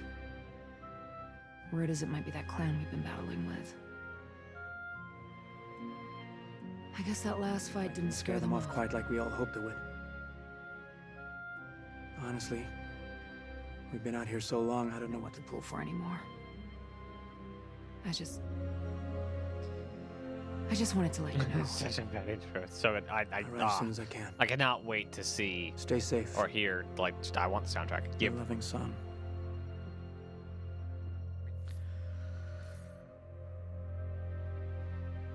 Now, one thing that I have noticed, and it was pointed out to me, now I notice it more, is the amount of dead facial expressions that your character has throughout all of this. And we'll notice it a ton through this video. Like, all these characters have such, like, vivid emotions on their face. And your character is just nothing. Just absolutely nothing.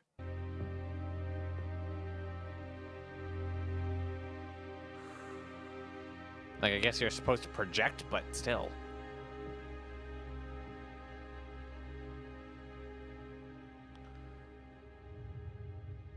Never gets old, does it? Sir. Eddies. I used to do the same thing when I was first coming up. Post up to the flight deck whenever I could to watch the launches.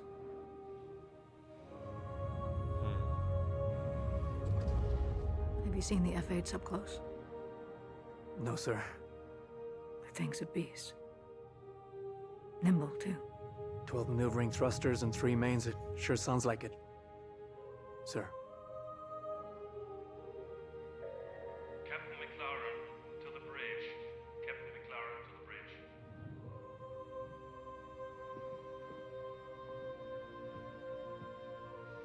I saw you apply to the Flight Academy again. Yes, sir. Keep your head up. Took me a couple times before I got in. Thank you, sir.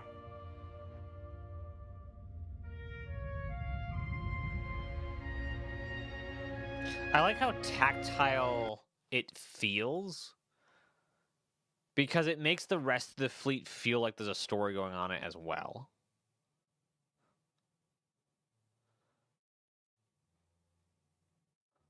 So let's do, yeah.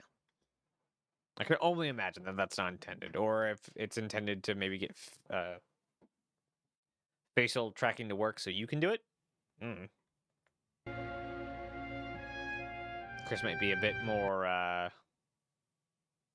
guarded about his cinematics and you making weird faces during them.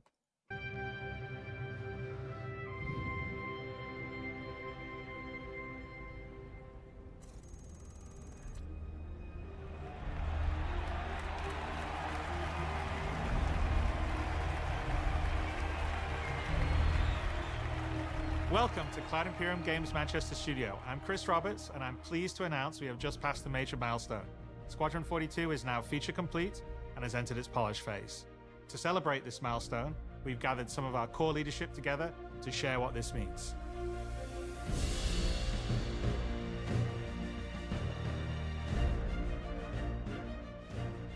As Chris says, we've moved into the polish phase of Squadron 42, which means extra emphasis on ensuring things feel fun. This means focusing on the small and large elements of the game, such as dialing in combat encounters, but also looking at the feel of how you control your character or vehicle and making sure it's immersive as possible. We've paid extra attention to how your character reacts when in their ship, so that you feel like an actual pilot, whether that's firing your weapons, taking hits, or punching the afterburners to get to cover. Ship AI has also seen huge improvements, with closer engagement distances and more varied behaviors. And with our new precision targeting mode, the action has never been as close.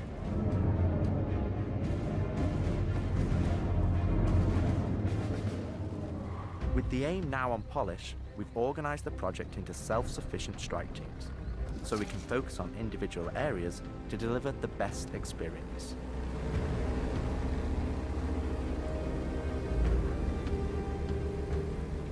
Get out of sight. The Cutlass is gonna spot you.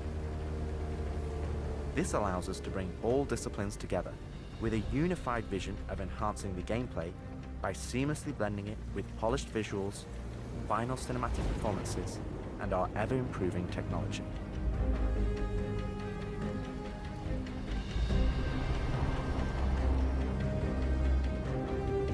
You didn't see the boat, kid. You're good to keep going.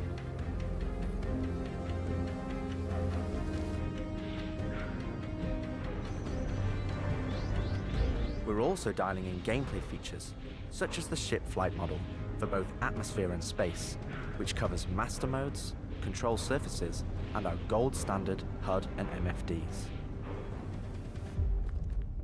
Our interaction system for both the world and your character have also seen additional improvements, allowing us to hone and craft environmental puzzles unique to each location, while allowing us to tell the story of the world around you.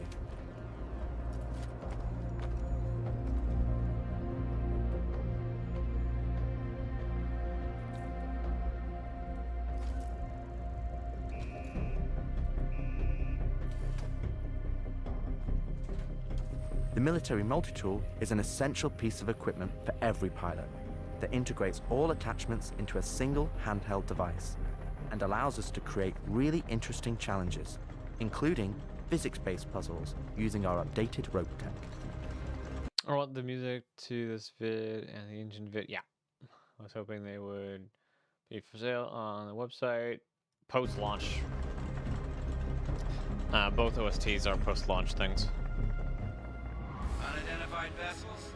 This is the UEE Navy. Power down your ships and stand by for processing. Here you go. F off the coil's eyes. Our scanning, targeting, and marker system has also seen an overhaul, allowing us to highlight only the essential information that you need, such as key objectives, mission targets, and high-level scan information, while keeping your overall view as clean Zooming as in but not possible. painting is just a bad idea. Just a bad idea. Stop doing that.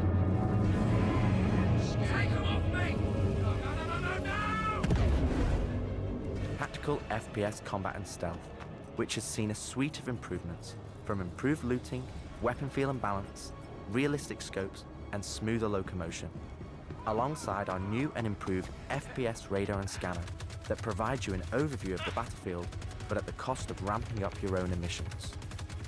We've also seen the introduction of our Maelstrom-powered destructible environment, which adds a layer of dynamism to the experience alongside our improved AI that can now have hundreds of combinations of traits that allow us to create unique and challenging combat encounters that really push your tactical awareness and skill.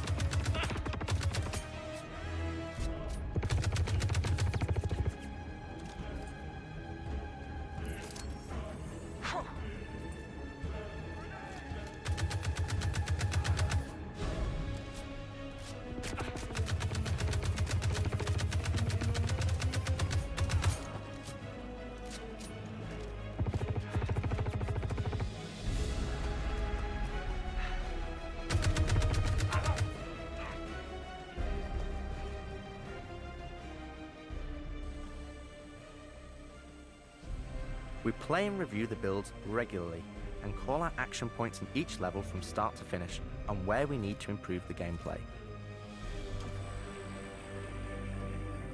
It feels just so close.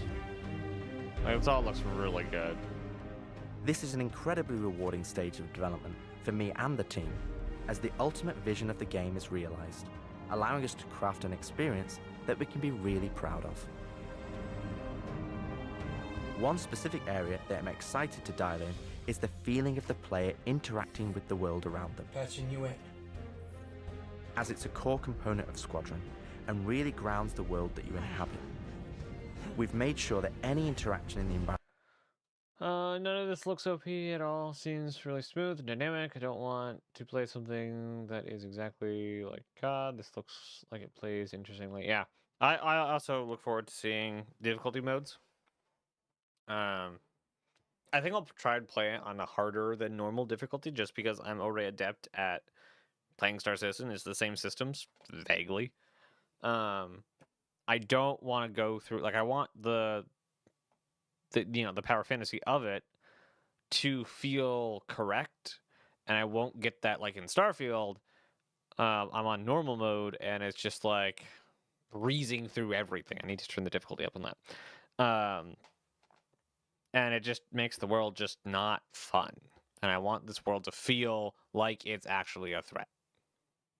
Environment To is make me physically think. represented by a character animation to keep you in the moment and fully immerse you in the experience that we've created.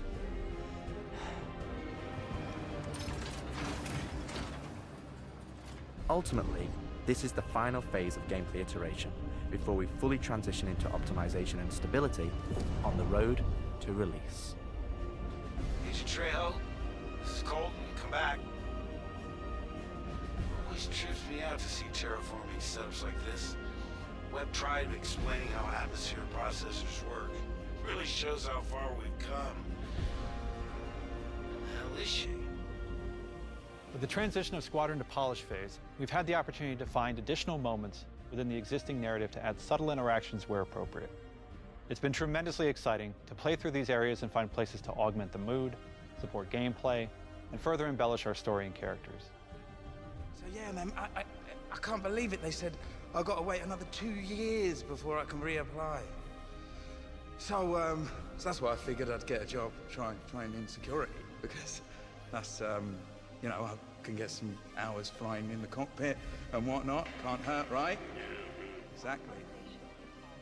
We've also been capturing pickups for our lead female player character, as well as wildlines for our various enemies that you all will encounter throughout the game on both foot and in your cockpit. These consist of a range of responses and reactions that you as the player can trigger, which has been the culmination of efforts by the gameplay and AI teams. This means that you're going to have to tangle with some very smart and reactive bad guys to complete your mission. Which I'm really looking forward to see.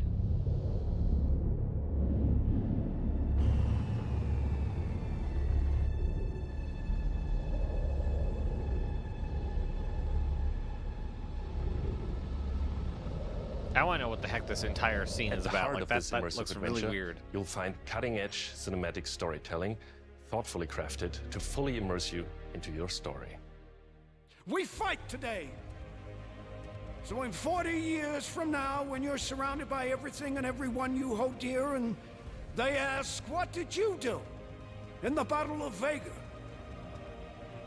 You can look them in the eye and say, I held the line. Men and women of the Second Fleet, I am proud to stand with you today. Good luck. Push your butt. Nice speech. Any word from the recon team? Not yet. Let's get into position.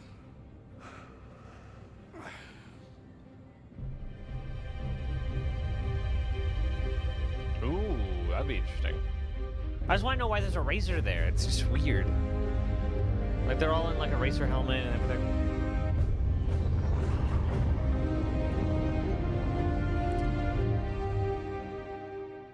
Throughout the polish phase, our team is taking every opportunity to push things to the next level. Tell me you're expecting company. This is not good. The Cine team is focused on finalizing edit lock on all of our big action as well as all smaller character sequences. I could have pulled this off of the Galactopedia. Yeah, probably, but I think their solar mass calculations are wrong, though. Well, this is ridiculous. How so? We are now able to adjust our shot composition to final cameras thanks to recently crafted space vistas and level art being content complete now. It'd be nice to know how much of a shitstorm we're flying into. More like a hellstorm, Blue. One you ain't gonna fly out of. Shut up. Now, I hadn't seen another ship that wasn't trying to kill me in days, let alone a hauler, let alone a Jean.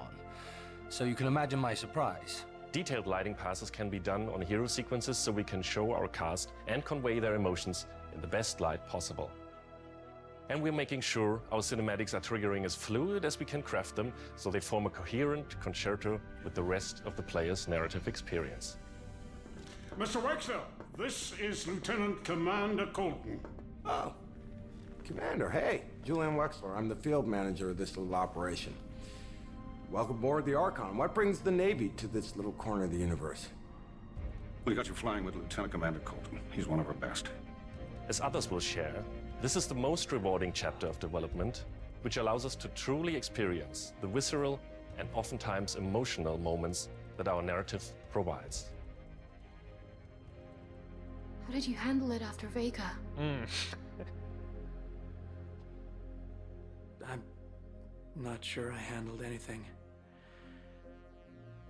It helps to remember that stuff like this is supposed to hurt. I've never been good at dealing with problems I can't fix. Well, this is one that you don't have to do alone. That's good to know. For the animation teams, polish phase means refining the social aspects of Squadron 42 that occur between the various missions and getting the behaviors implemented across all of its chapters.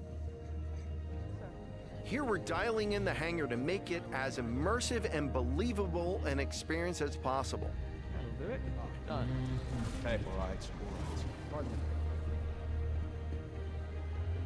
So the shield shader bit right there. Possible. That'll do it. Done. Okay, all right. That's really cool. Switch out so we can interchange front and back. We're getting a weird airflow. I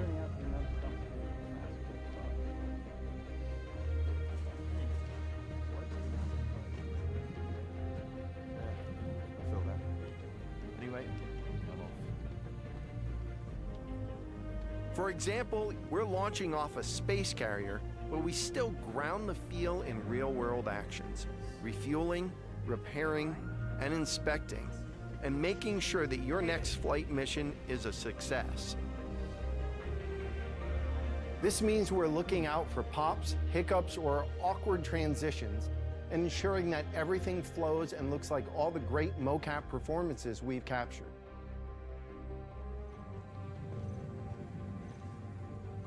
Let's ready some extra ice packs out of storage. Whenever gunners are on full rotation, you can always count on at least one of them getting hurt. We also have you covered in everyday life. The medical staff work diligently for their patients, whether they're players or crew.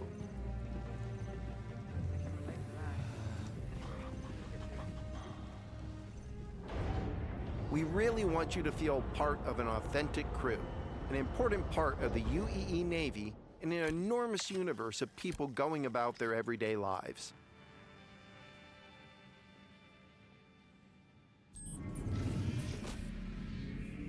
Let's go ahead and clear for takeoff. Ground crew, prep bay for takeoff. Copy that. Hangar, ready for launch. Takeoff approved, Baron 2. You have the ball.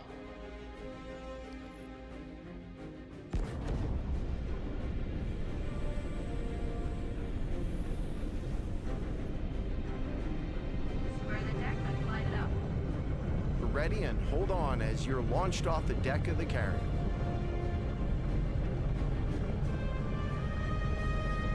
Baron 2, you are cleared for launch. Have a safe flight, Baron 2. That's gonna be so cool. Every time. We want you to not only decide how you play the game, but to feel as if the people you interact with are in that world with you. I would have never thought a shotgun could be so pretty. Damn, this R97 is sleek as hell.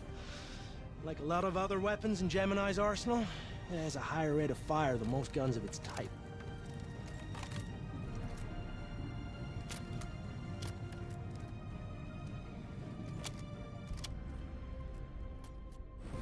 We're working to support a feel of authenticity through world traversals, running, jumping, and climbing, interactions with objects and the environment,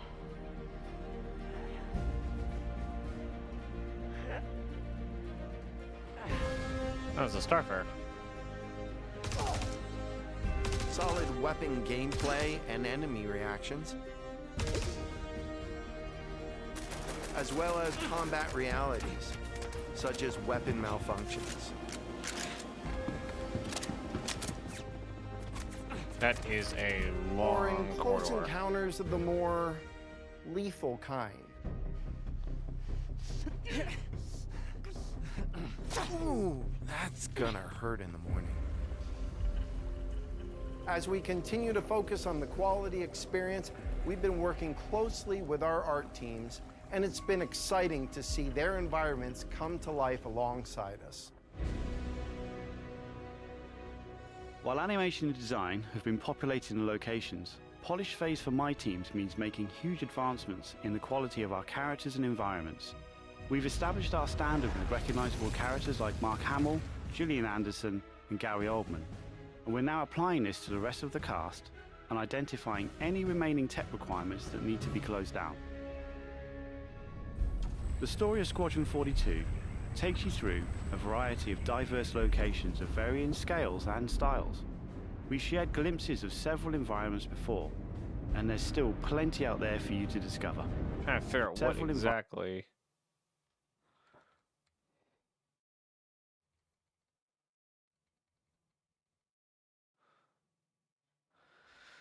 Is that Xi'an ship or is that Vanduul ship?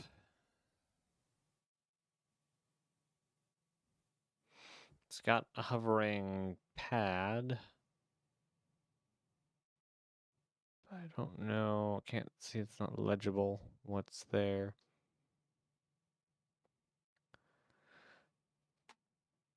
It's very interesting. And there's still plenty out there for you to discover. One of the main challenges the art team has had to face during the development of Squadron 42 is ensuring the visuals are complementary to the narrative of the script. The mood and feeling of a space is just as important to us as it is making sure we hit the visual quality that CIG has become known for. Oh, good. We can't hack it from this side. Graves, we got a locked door. Can you give us access? No, I'm afraid that's a negative, Steve. I would have to add you to our system to give you override permissions and Does not feel like a Xi'an there's ship. a lot involved in that. It won't happen quickly. Okay, we'll figure I've something only out. seen the inside of one Xi'an ship. Everything you see during the campaign has been That is a Xi'an ship. heavily inspired by the classics of 70s and 80s sci-fi, but with This a modern is the twist. Xi'an ship. We want everything you see to feel like it has a soul, its own personality, and tells of a history long before you arrived.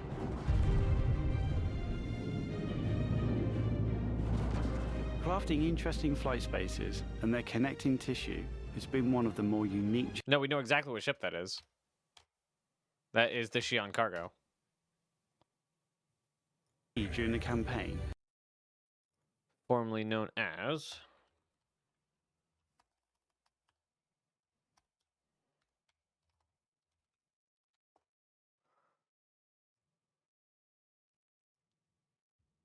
this little bucker right here.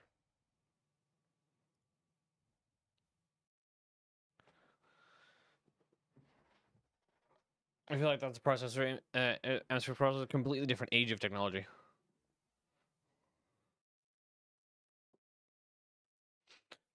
And we saw the inside of the processor. It looks like...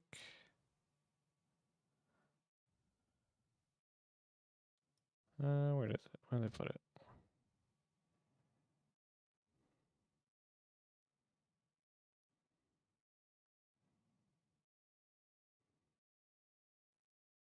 Because it was too short of a clip. Yeah, that's way too soon.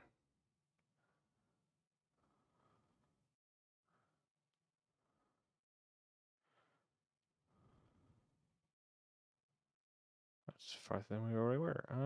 Where'd they put it?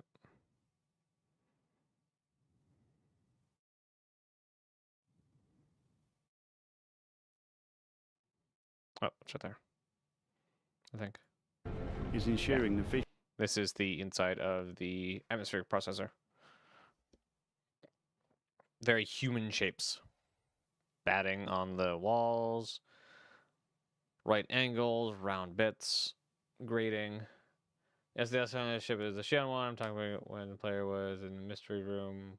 Oh, the dark, the red one with the orbs. Got it. Okay. That is this guy right here. Story of Squadron 42 takes you through a variety of diverse locations of varying scales and styles. The only reason I would doubt Vanduul, I don't really doubt Vanduul, is the patterning on the floor panels. Vanduul have a very scroll work look, much like the Banu.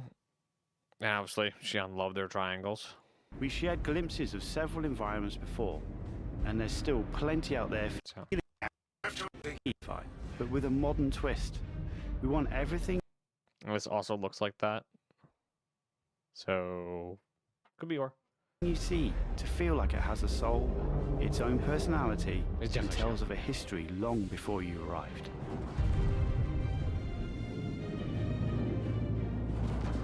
Crafting interesting flight spaces and their connecting tissue has been one of the more unique challenges we've needed to overcome for Squadron. Developing our VDB tech to blend seamlessly between tighter traversal spaces and into wider space vistas and planets has proved incredibly difficult but rewarding, ensuring that Squadron flows seamlessly from one chapter to the next do love their without triangles. interruption. Creating a diverse array of locations is essential to us. Our environments need to work from a variety of scales. We need to pay close attention to detail, whether we're working in a dirty engineering vent or navigating the debris of a dying star, wondering what may be around that next corner, or even who may live there. How would they have survived, and what state of mind may they be in? Cloud tech. It's the gas clouds. I don't remember what VDB stands for. Volumetric database? Maybe? Volumetric density something? Basically the gas clouds.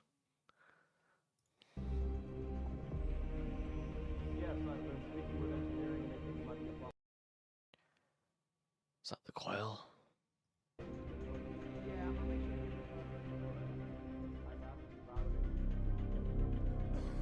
Yeah, but really not a smart move to throw in VDB We've worked tech closely with our social teams in delivering a cohesive social randomly. experience when you're taking some downtime from our refined flight and FPS missions, or even missions of the more eerie kind.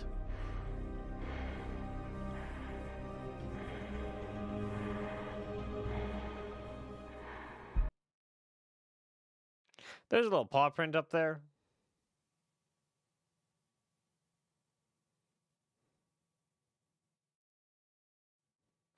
Oh, you can't say it. Hold on. Yoink. Nope. Still can barely see this graphic. I don't know if you can see it, but there's a little paw print there.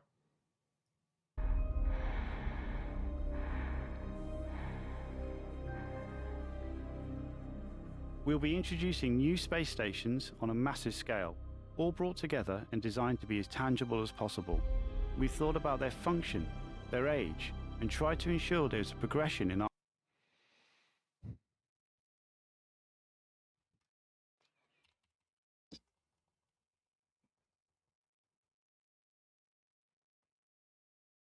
Trying to figure out why there's no logos on this thing.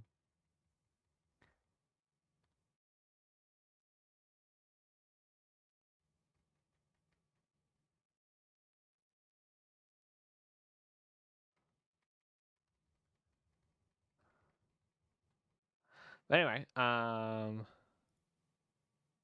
bridge.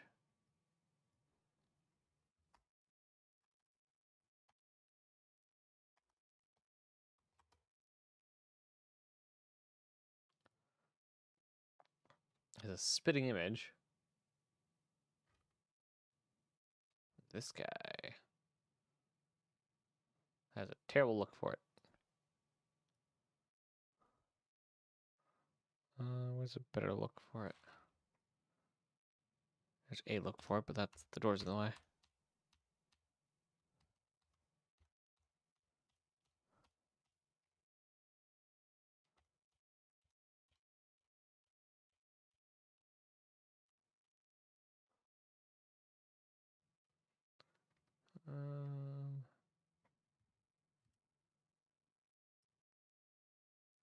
That's a pretty good one.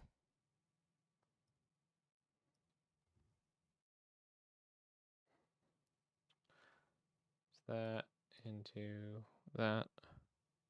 an artistic style with each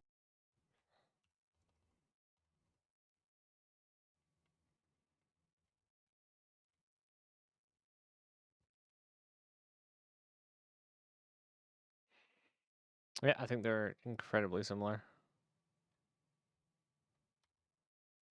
Though I could very be wrong seeing this time.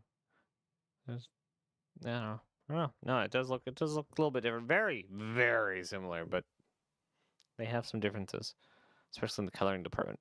an artistic style with each station as you progress through the game.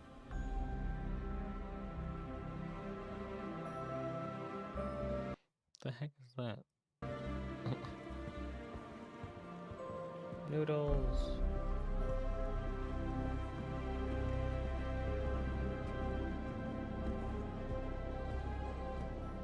As you can see today, the teams are working incredibly hard, ramping up the detail and quality to match the breadth of our vision for Squadron 42. Now, I know you're all asking, when can I play it? When can I play it? When we have the locked release date, you will be the first to know. Now, we're in polishing phase on Squadron 42. You will start to see a lot more things coming to Star Citizen, as well as overall progress on the persistent universe. The polish phase can take some time. We have come this far, and we want to make sure Squadron 42 delivers on the promise of being this generation's wing commander. Now, even though there's only a few of us in this video, I'd like to extend a big thank you to all our staff around the globe who've been putting their heart and soul into bringing Squadron 42 to life. And I would like to thank everyone in the community for your patience and your support. To paraphrase Admiral Bishop, when people ask, what did you do in the development of Squadron 42? You can look them in the eye and say, I held the line. I'm proud to stand with you. Thank you for making this game with us.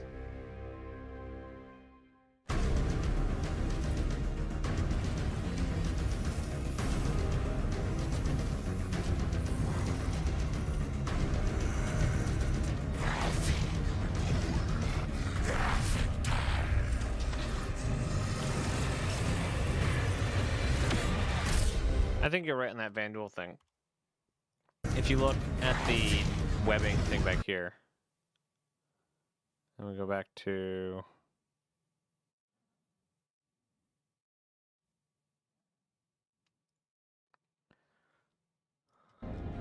before, and there's still styles.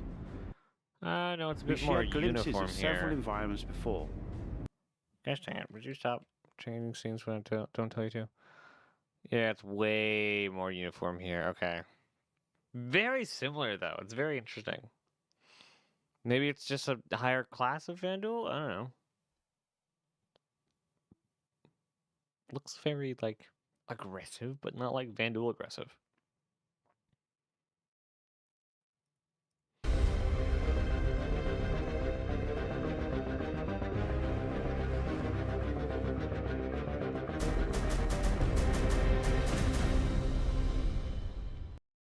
And that wraps up CitizenCon review. So tomorrow, we'll probably be doing questions and live research and just about anything we decide to do tomorrow. That has been all for this stream. We will go find somebody to raid today because that makes good sense. I should probably start doing that because it's one of the things you do. So let's see what we got. That is not the correct window. That is the correct window. Who do we have? Smith, Joe, Bob. Raid channel, Mr. Smithy.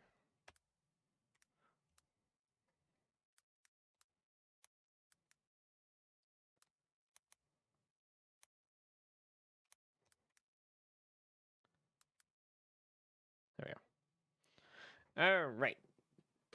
It's similar on consoles, though. Yeah, but it's uniform on the console is what I was saying, and it's not uniform in the webbing on the side of the wall. We'll have to see. We'll have to play and find out. So yeah, I'll be back tomorrow for live research. I'm thinking actually of making. Was it Friday? I think it's Friday. Friday is the other day stream. A Not Star Citizen Day. Maybe bringing back Not Star Citizen Days. Whether it's random game or Space Engineers.